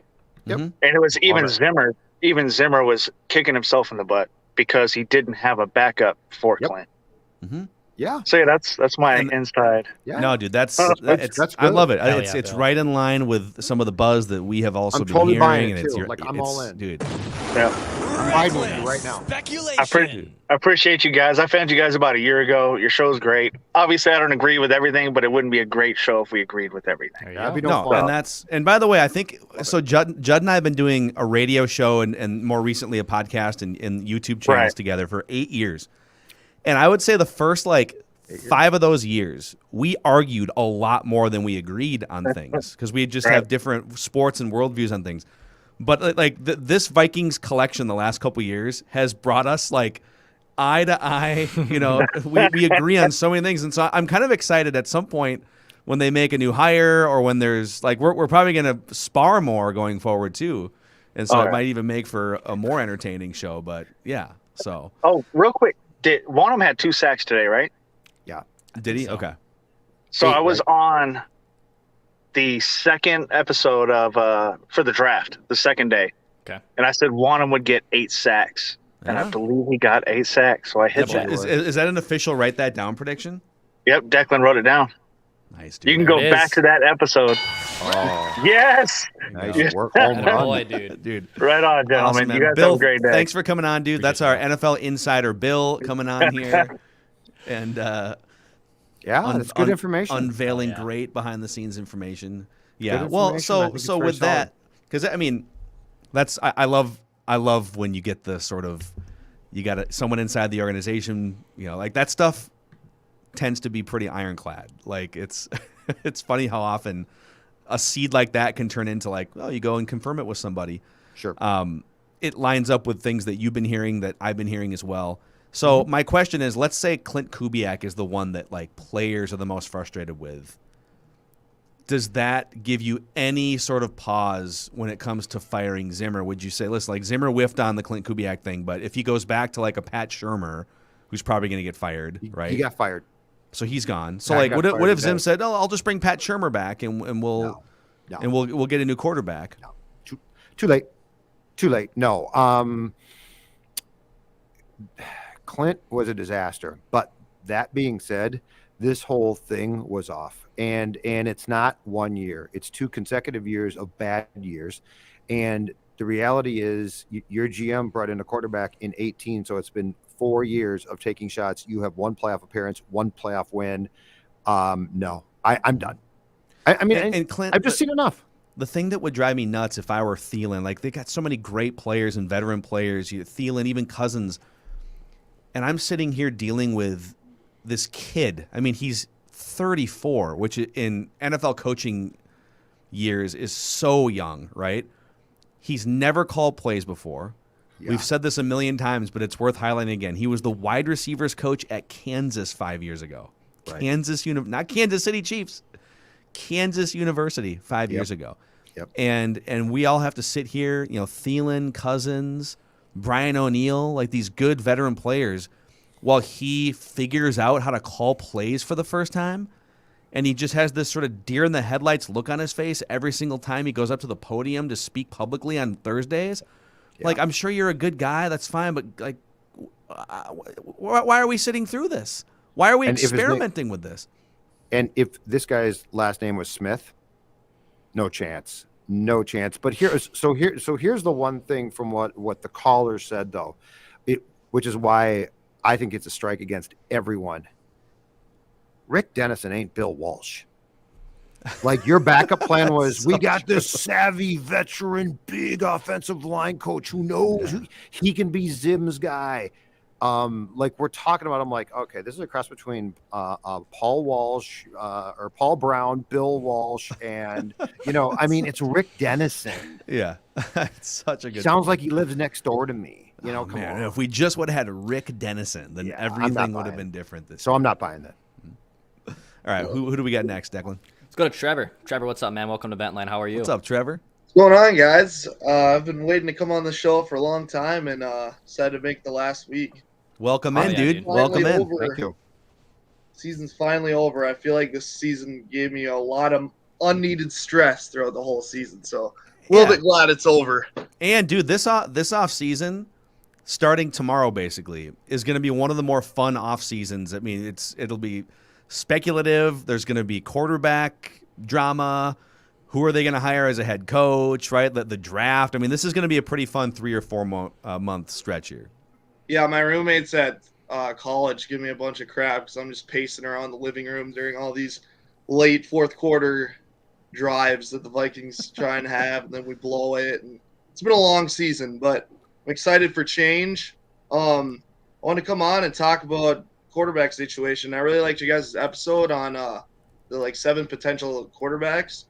I want to throw a name out there. I don't know how you guys will take it, but what about Mitchell Trubisky?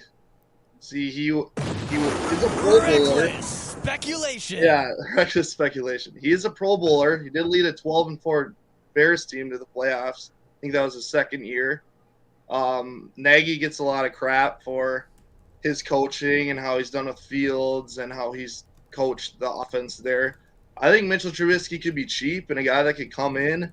And I think sitting under Josh Allen for a year, I think he's a guy that deserves another chance at a starting quarterback role. So I'm out on Trubisky, but I'm in on the idea of a cheap bridge quarterback and Mond, and then maybe a Malik Willis in the draft or a 2023. Like, I think you have a bet. Again, people have to remember the Vikings are a 7 or an 8 win team the last couple of years. Like, it's not like the bar is set super high here. I think they can pretty easily get to the 7, 8, 9 win mark by clearing $35 million in cap space, go get a right guard, go get another edge rusher, and just maybe the quarterback's not as good as Cousins, but the rest of the team is better and the coaching staff is better. And so as you go down the path of maybe you have to downgrade from Kirk, but you save some cap space over here to make the team better. I'm in on exploring that path. I've seen too much with Mitch Trubisky. I can't unsee what I've seen with Mitch Trubisky. He does own the Vikings, though. Yeah, Every time he played the Vikings, I think he won. So. He's like 5-1 or something. Yeah, he does own the Vikings. Purchase Yeah, from the Wills. I don't know, Kirk. I was kind of against you guys at first when you guys were talking about Kirk, like earlier this year. It's that you guys didn't say he's the problem, but I do agree with you guys now. He makes too much of the salary cap for the rest of the team to be good. And honestly, it was kind of starting to lean more of Kirk's the problem over Zimmer. But I think that Packers game last Sunday really opened my eyes that Zimmer needs to go just because a must-win game. Seems like anytime a starter gets hurt, our backup is just not even close as good as them. And that's on coaching, like, the second strings and third strings being good enough to come in, next man up. So I think Zimmer getting fired really opened my eyes last Sunday in a must-win game at Lambeau to save the season. So yeah, yep. Trevor, where you go to school, man? St. Cloud State, actually. Hell yeah! Go Huskies! Yeah. Let's go. Yeah. AJ Fredrickson went there. I worked with him a little bit at Nice. KVSC or campus Dude, radio awesome, stations. I worked at KVSC. I love that. Say hi to Jim and Joe for me. I'm unfortunately not in mass comm anymore. I switched over to sports management. I like that a little better. So All good, dude. Run a team now. Love that. Yeah. Yep. Fire people. Yeah. I like how you think. Awesome. All right, Trevor, thanks for coming on, dude. See you, Trevor. Appreciate you, Thanks, man. guys. All right. Well, there's the call of the day. I don't know why you gave I away can't this do early. Trubisky. No, I can't do Trubisky. I can't do that. I'm sorry. Yeah. I can't even think in those terms. Dude, he's I can't. It's funny because like Mitch. Trubisky, I don't think Trubisky's a good quarterback, but like, could Trubisky be in that bin of, cheap young bridge guy that that you can go to the playoffs with Trubisky if the rest of your roster is good? The Bears did it, so Yes. that's where the NFL is not all this. It's not linear. Just replace Kirk with there's roster construction that goes into this conversation. The question is this: who is the next Ryan Tannehill? Or a guy just levels up with the right situation. Well, yeah, exactly right. Yeah, he's been kind of meh this year, but he's got talent. But I mean, he's good. He's solid. Who's the next guy like that? I don't think Trubisky is. I think he's bad. So Tannehill was like 5 years in Miami. Yep. And then was supposed to be a star. Didn't get close. And the Titans brought him in as a bridge guy. Yeah. And then he turned out to be because Mariota didn't work in Tennessee. You're right. And he turned out to be good. Trubisky, I'm trying to have to think about like guys who were sort of labeled as a bust, but not a total bust. Yeah, it's interesting. Think about that. All right, who's next? Vikings vent line here. Let's go to Russ. How's it going, guys?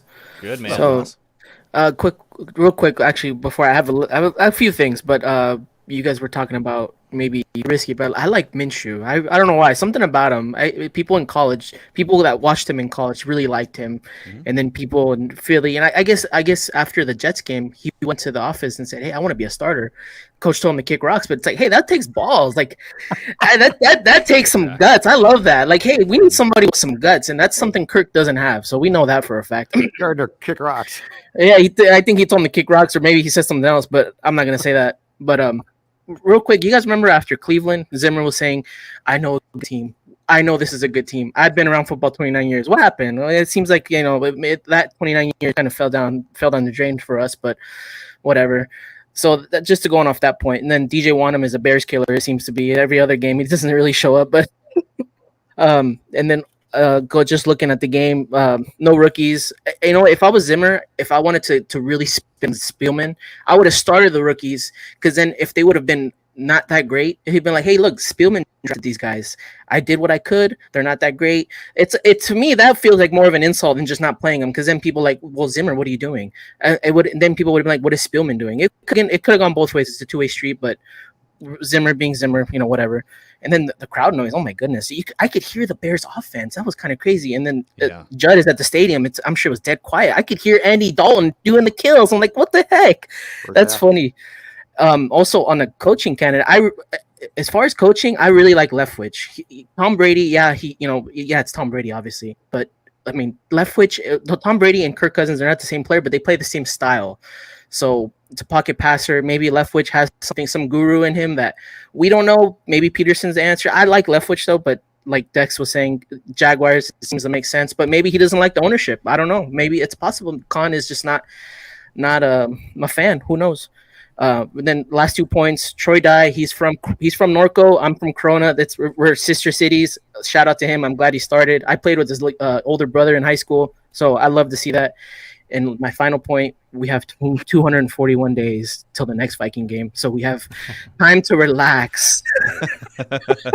Love it. So yeah, this is gonna be a fun off season, man. I'm so pumped for tomorrow, and then everything else between now and the draft. It's gonna be a blast. I hope so. And I want to go back to the glory days. There needs to be change. And I'm not saying in the last few weeks, I loved Zimmer up till about the last week or two, because it's just, I don't know, something about him kind of soured me. The way he was acting, he kind of gave me like a guy on 2-week notice vibes. He's like, you know what? I don't care. F it. Hey, Zimmer, who's going to do this? I don't care. Like, come on, man. Like, you got to go out with your held high. He could have just, you know what? If this is my last game, I'm going out gunslinging. I don't care. Like, I feel like that would have been more respectful, because at the end of the day, a lasting impression, I think people remember more than a first impression, in my opinion. But it is what it is. It sucks, but I'm hoping for a good offseason. I appreciate you guys. I bought a webcam just for this show. I have no reason for a webcam for this show. That's amazing, dude. So now you got to start your own podcast, man. Yeah, I might start streaming. This is my gaming equipment, but I might start streaming now. I got a reason now. Love it, dude. Ross, thanks for coming on, man. We appreciate it. Thank you, guys. All right, Gardner Minshew. Your thoughts? Love the mustache. I actually like how he is wired, because to the point of going in and saying I should start, like, he's wired in a way that I think is very productive for the position he plays. That being said, I think there's also probably a reason why he has not held a starting job for an extended period of time, just at different times. But as far as a bridge guy, would I shut that down? No, I talk about it. Like, Mitch Trubisky, I would shut down. I can't do that. Like, I can't go there. If you came to me and said the plan is to get a long-term solution, hopefully via the draft a quarterback, but for 2022, it's going to be Minshew, I'd talk about that. Mm-hmm. Yeah, I think, again, is Gardner Minshew as good as Kirk Cousins? No. But if I get Gardner Minshew, I get $35 million in cap space. And then Gardner's a free agent after next year, so you'd have to figure out, if he plays well, is he going to extend it, whatever. But, like, I get $35 million in cap space.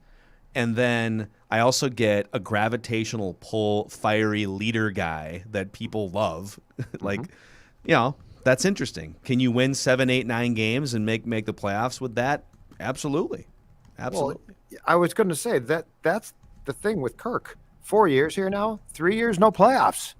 Mm-hmm. So, like, it's not like, well, we got to the NFC Championship game 1 year and the next year got to the second round. Like, there's nothing to hold on to here. We are talking about, in my opinion, for this franchise, we're talking about 3 out of 4 years were failures. Yes. Like, this is a failure. Last year was a failure. And that's not all on Kirk, but you have to find out why you failed. Like, this whole thing of, well, you just didn't make the playoffs. No, that's not good enough. So let's keep going here. Vikings vent line. Let's go to Logan. Logan, what's up, dude? Welcome to Vent Line. How are you? Hey, guys. I'm good. Thanks for having me. I want to say thank you so much for your season long of therapy. It's been very helpful. It's been a tough season, man. Yeah. Yeah, you got it, man. No, thanks for being a loyal listener, man. We appreciate it. Yeah, of course. I'm going to start off by saying just what an absolute clown show, man. It's just from top to bottom all season long. You kind of knew it was going to happen when they listed co-coordinators. I mean, I knew that wasn't going to be a good idea, and things were just, it was all downhill from there. So, a lot of guys are mentioning Brian Dabble and I think Doug Peterson. I think Doug Peterson is like more, less risky. But with Brian Dabble, you could end up, you see what he did with Josh Allen. Mm-hmm. I mean, yeah, thank you, Logan. I mean, that's the thing. Like, you can throw like 6 of these coordinators in a hat, and you can make a case for all of them. You could find some flaws or some what about things with all of them, and ultimately, probably not going to know for like 3 years. Are they actually leaders, or are they Matt Nagy's, right? Right. Or Brad Childress's. But there's risk. And look, I will always go back to when Kirk was signed. I said, good risk. Didn't work out. Like, you have to be, it's sports. You have to be prepared for things not to work. But that doesn't mean that, well, it's safe because you win. I mean, you're not a terrible team. Well, that's no fun. So, yes, this is a difficult assignment to probably find a GM and coach. I get that. And potentially a quarterback too. But we're not going to accomplish our goal of seeing a potential Super Bowl championship unless you take that risk. Because just to recycle the same thing over and over and over again makes no sense. Yeah. Let's keep it rolling here. Vikings vent line. Let's see if we can get Dan. Dan, can you hear us okay? Nope.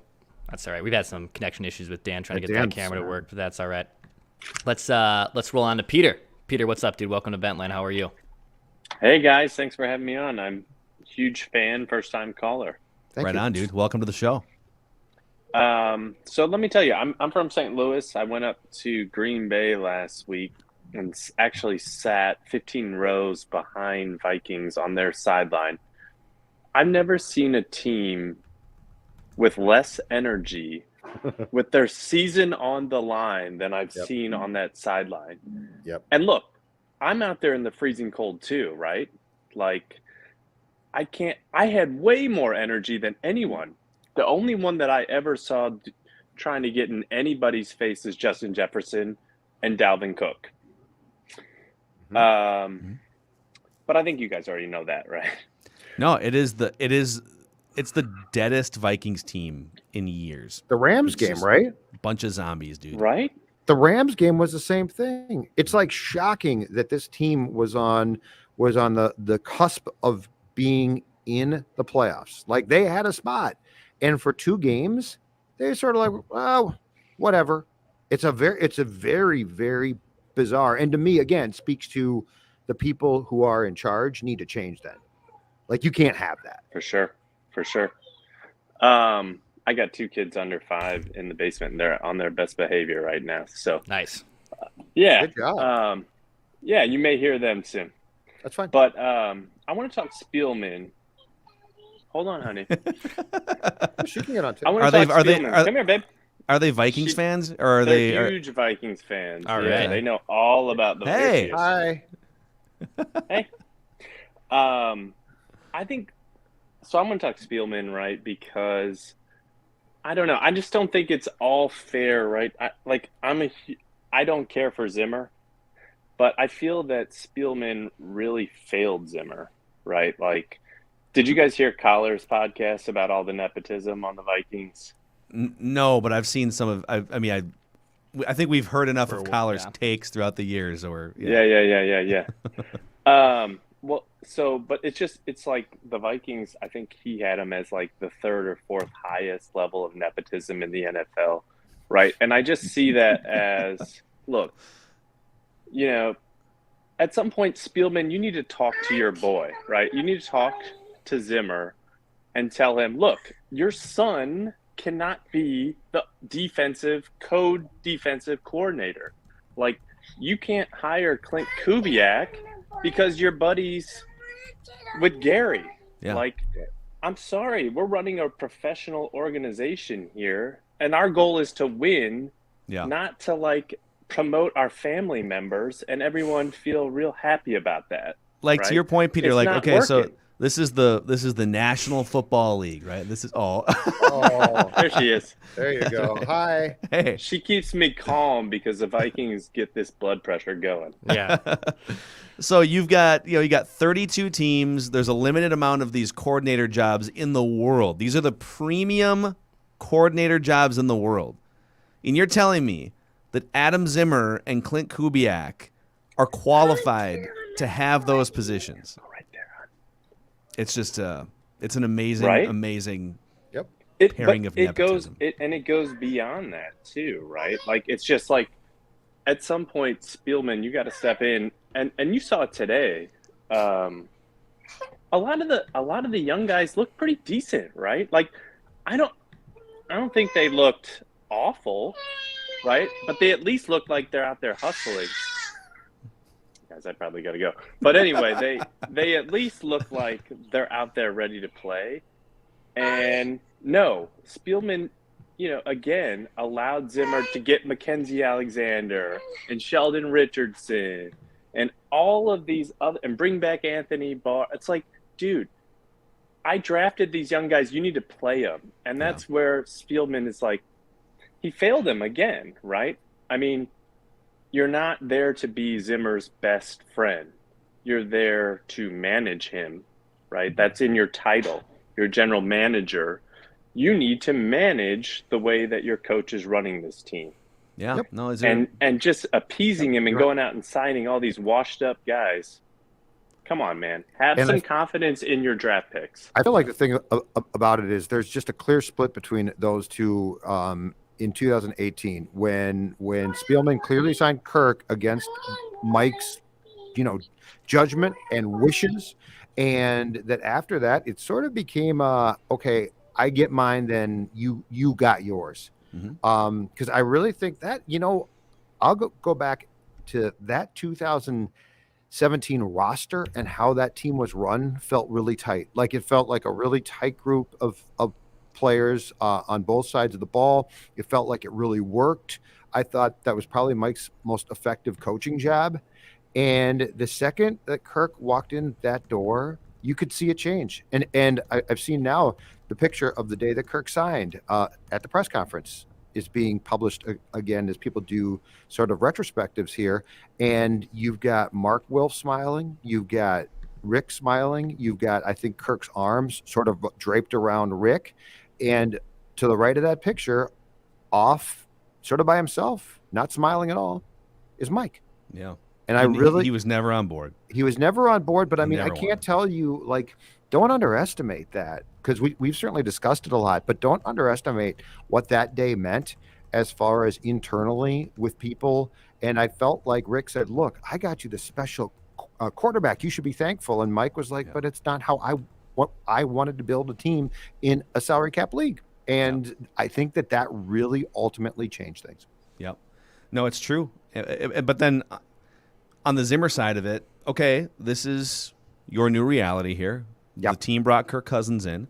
He did nothing to adjust and to build a relationship. It took him until year 4 to start having weekly 45-minute meetings with Kirk on Thursdays. You're right. You know, like, I you know, if you could go back, I think you'd probably wouldn't have spent that much money on a good, not great quarterback that just worked here. But it's on the head coach to be the head coach and the leader of the entire team. It's like, okay, all right, I might not have made that signing, but I don't get to shop for the groceries, but I'm still employed here and make millions of dollars to make this team hum. And it's almost like he threw a little tantrum behind the scenes and pouted about Kirk Cousins for and things changed 4 years. But I would still love to know. I would love to go back and find out, because that seems to me to be a big guy to sign into that contract if the most important people within the organization aren't on board, right? Like, I'd love to know how that transpired because, you know, I get it. I want a defensive tackle. You want a fullback. You know, okay, we'll do that. But it's a quarterback position. It's ultimately the most important. I'd love to know what transpired there. Yeah. Let's keep it rolling here. Vikings vent line. Yeah, let's go to D Evolution here. What's up, man? Welcome back to Vent Line. Well, hey, it's my first time calling. What's up? I really just want to talk about the first quarter and Mike Zimmer not getting Justin Jefferson the ball in the last 30 seconds of the game. Yeah. That tells you that the coach who cried yesterday about how good his players are working for him didn't work for his players in this game, a game that doesn't matter. Mm-hmm. Yeah, that rubbed me the wrong way too. Yeah, and it was more than just the last 30 seconds. I think you could actually sort of make a case that, all right, once there's a minute left, but the possession before that, you're up 14 points. And they had a 3rd and 14. Yes. And Jefferson needed 17 yards, and they run a drop play to Wongwu on 3rd and 14. Yep. Okay. They did 2 running plays in the first quarter. They ran 5 runs up the middle, 1 to the left, passed the ball 2 times under 10 yards. They got sacked twice. That was their whole first quarter. Horrible. Yep. Yeah, it was a buzzkill, man. It was a horrible. They came back in the second half. Everything was looking good. But when it came down to your players are crying. You're crying for your players. They worked so hard for you for 8 years. They're so good. But when it comes down to helping your players out, get a record in a game that doesn't matter, you're up 14 points and you can't throw the ball. You kneel on it. That coach, I mean, I'm glad Zimmer's gone, but yeah. And he's not gone yet, but we'll see in the next 12 hours. Devolution, man. Thanks for coming on and wrapping things up with us here on Vikings Vent Line. No problem. See ya. Yeah, I think so. We'll still do Vent Line shows throughout the offseason. We're formulating our plan here. I think we're just going to be super heavy on the news cycle this week, as there's probably going to be a lot of things happening. But we definitely will still keep it interactive and fan-friendly throughout the offseason. So as we wrap the final edition of traditional post-game Vent Line, let's just go around the room here. Dex, we'll start with you. What do you want to see most in the next 3 months? I want to see them get an offensive-minded head coach. I want to see them embrace and do everything in their power to keep Justin Jefferson happy. These Jefferson quotes about Cousins and them not seeing eye to eye, like we worked. It basically says, yeah, we worked together. There's flaws. That's how that quote comes off of. I want to see them embrace offense, and I want to see them do something that says, hey, this is not going to be a long rebuild. We're going to be an exciting football team. We can still compete in 2022. That's what I want to see. I think just it's time to literally, as I said off the open, turn the page. Let's start a new era of Vikings football. Find your next head coach. Find the next GM. If Kirk is still here, I would personally like to move on from Kirk, but I could understand, as I told Judd this yesterday, Phil, and you weren't on the show with us, that I could understand if Kellen Moore came in here and said, I want Kirk Cousins. He's a veteran quarterback. He's established. I can work with him. I know there's something here. Mm-hmm. I can understand being talked into that. but I need an offensive-minded coach that embraces the times in the NFL. That's what I want to see. I'll go back to what I've been saying for a few weeks now. I want somebody to come in as the GM and not only hire a coach, but do a hard audit of this entire roster and franchise. So, like, this is not a Kirk discussion. He's part of it, but this is also a discussion about veteran players who possibly make too much or who are aging out, who Rick and Mike probably feel indebted to, who a new GM and coach won't, and who they say it's time to move on. I'm going to tell you today at receiver, Amir Smith-Marset intrigued me. KJ Osborne intrigues me. Justin Jefferson is great. We love him. He's from here. I hear. But if I go to Thielen and I say, I need you to take a substantial pay cut, and he's like, well, hold on a second. I'm still really good. I'd be, you know what? You are elsewhere. See you, bye. We need to be confronted. We need to see players confronted with the reality of what I think is trending a little bit towards a country club is now gone. And that is a lot of guys that are comfortable have to be made uncomfortable or pay the price of not being here. I feel like everything with Kirk and with how Mike ran things he made young players uncomfortable. The veterans got comfortable, and I think this became less and less of a true team. And that is something for people who have no prior experience with these players or this roster to explore and probably in some ways tear apart. And I don't think this team is going to reach where it wants to reach until that takes place. And people might not like it, and they might have problems, and they might threaten to drop their tickets. That's too bad. Ultimately, they don't know what's the most important thing for them if they want to see a championship. So I think there's going to be a lot of things done here, Phil, in the next few months that probably aren't popular, but are absolutely necessary. Mm-hmm. Yeah, I'll keep it quick here because we have so many more thoughts and shows to do this week. And by the way, we started this whole last week. If you missed any of our shows, we basically treated this last week as if the offseason had started. And so if you're looking for thoughts and ideas and speculation on coach, GM, quarterback, definitely catch up on last week's episodes of Purple Daily and even Mackie and Judd. And we're just going to be your daily home for anything that's happening, anything that could happen, what we want to see happen. We're going to be all about looking forward and some fun, reckless speculation tomorrow. Speculation. I want new front office blood, someone else to help take a look at this thing, look at the Rubik's Cube a little bit differently. This has been a Rick Spielman front office for 15 years. And it's just whether he's completely gone or just sort of moved aside and somebody else comes in, just fresh blood.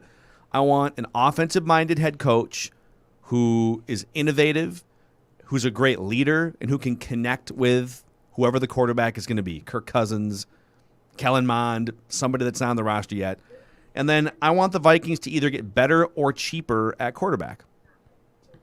That's simple, or both. I mean, both would be great. It's going to be hard to do both, but they either need, if you're going to pay premium dollar for a quarterback, you got to have someone better than the 12th best quarterback in the NFL.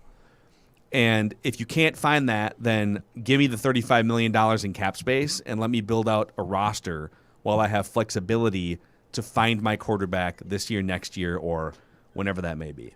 Just get out from underneath this contract purgatory that they keep finding themselves in the last 4 years with Kirk Cousins. So thank you guys so much for watching and listening to Vikings Ventline on a weekly basis. This has been obviously a buzzkill season, so we hope that we've brought some therapy into your lives. And we appreciate all the support and the community that you guys have helped us build here on the Purple Daily podcast and YouTube channel. Thanks for getting us over 20,000 subscribers on the Purple Daily YouTube channel. And this will remain a daily show, Purple Daily anyways, all throughout the offseason, even during the doldrums of May, June, July. We got you guys covered on a regular basis. So any final words of wisdom from you guys? Judd, you're at the stadium right now.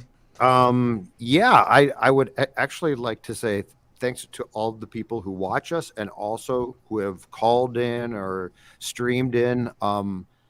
We found a really cool community of people who I think are really smart fans. And I don't think I've ever discovered this many Vikings fans before, a collection who is as smart and brings great ideas, and we might not agree, but they're good ideas. And it's been super eye-opening and enlightening to have a community here that really, really, I think, not only appreciates what we do, but we appreciate what you do. So that's been a big thing for me, to find that there are so many intelligent, really, really smart fans. Yeah, I think it's been awesome just interacting with fans all season long. I mean, I know we basically work 6 days a week essentially for you guys, and it's not just because we have to work. We love doing this show. This is honestly our most fun time of the entire, I'll speak for both Phil and Judd here, but our most fun time of the entire work year is September through the Vikings season, because this Ventline show is the most fun and interactive show that we have on the docket, and it's a big reason why we've been very successful on YouTube, and we've been interacting with a bunch of people. I have been stopped on the street from people that say we love Ventline, which is crazy to me. My girlfriend thinks I'm Joey Tribbiani, and I'm taking her to places where I'm getting recognized for that fact. That is not the case, but I think just our loyal listening of Vikings fans that are not just regular guys, obviously, Ben in Florida and Chauncey and Fargo, who have come on with us before, but how many new fans we have discovered this year, which I think is really pretty damn cool. So I think it's awesome that you guys have supported us, and yeah, we will still be pumping out plenty of Vikings content. As Phil said, I mean, an off-season Ventline show will definitely be returning again soon, where we'll have Vikings fans, so this show will still exist through the next month or so, and we're excited to bring you more content, and it's been awesome, man. I love interacting with you guys. Yeah. Amen. Yeah, this is it's been a blast, and I echo everything that you guys just said too. This is I think it's the smartest collection of Vikings fans that's part of this community. Bunch of hilarious people that are also part of this community, and I think people that can sort of see the big picture of it all and have high standards for wanting this team to win a championship. You're not just being spoon-fed the company line about how you're a bad fan if you don't cheer for your team to win. Like if you want your team to be better, this is the place for you guys, and I think all of you guys know that, or you wouldn't be listening or watching. So awesome. With that, that's a wrap on the 2021 NFL season.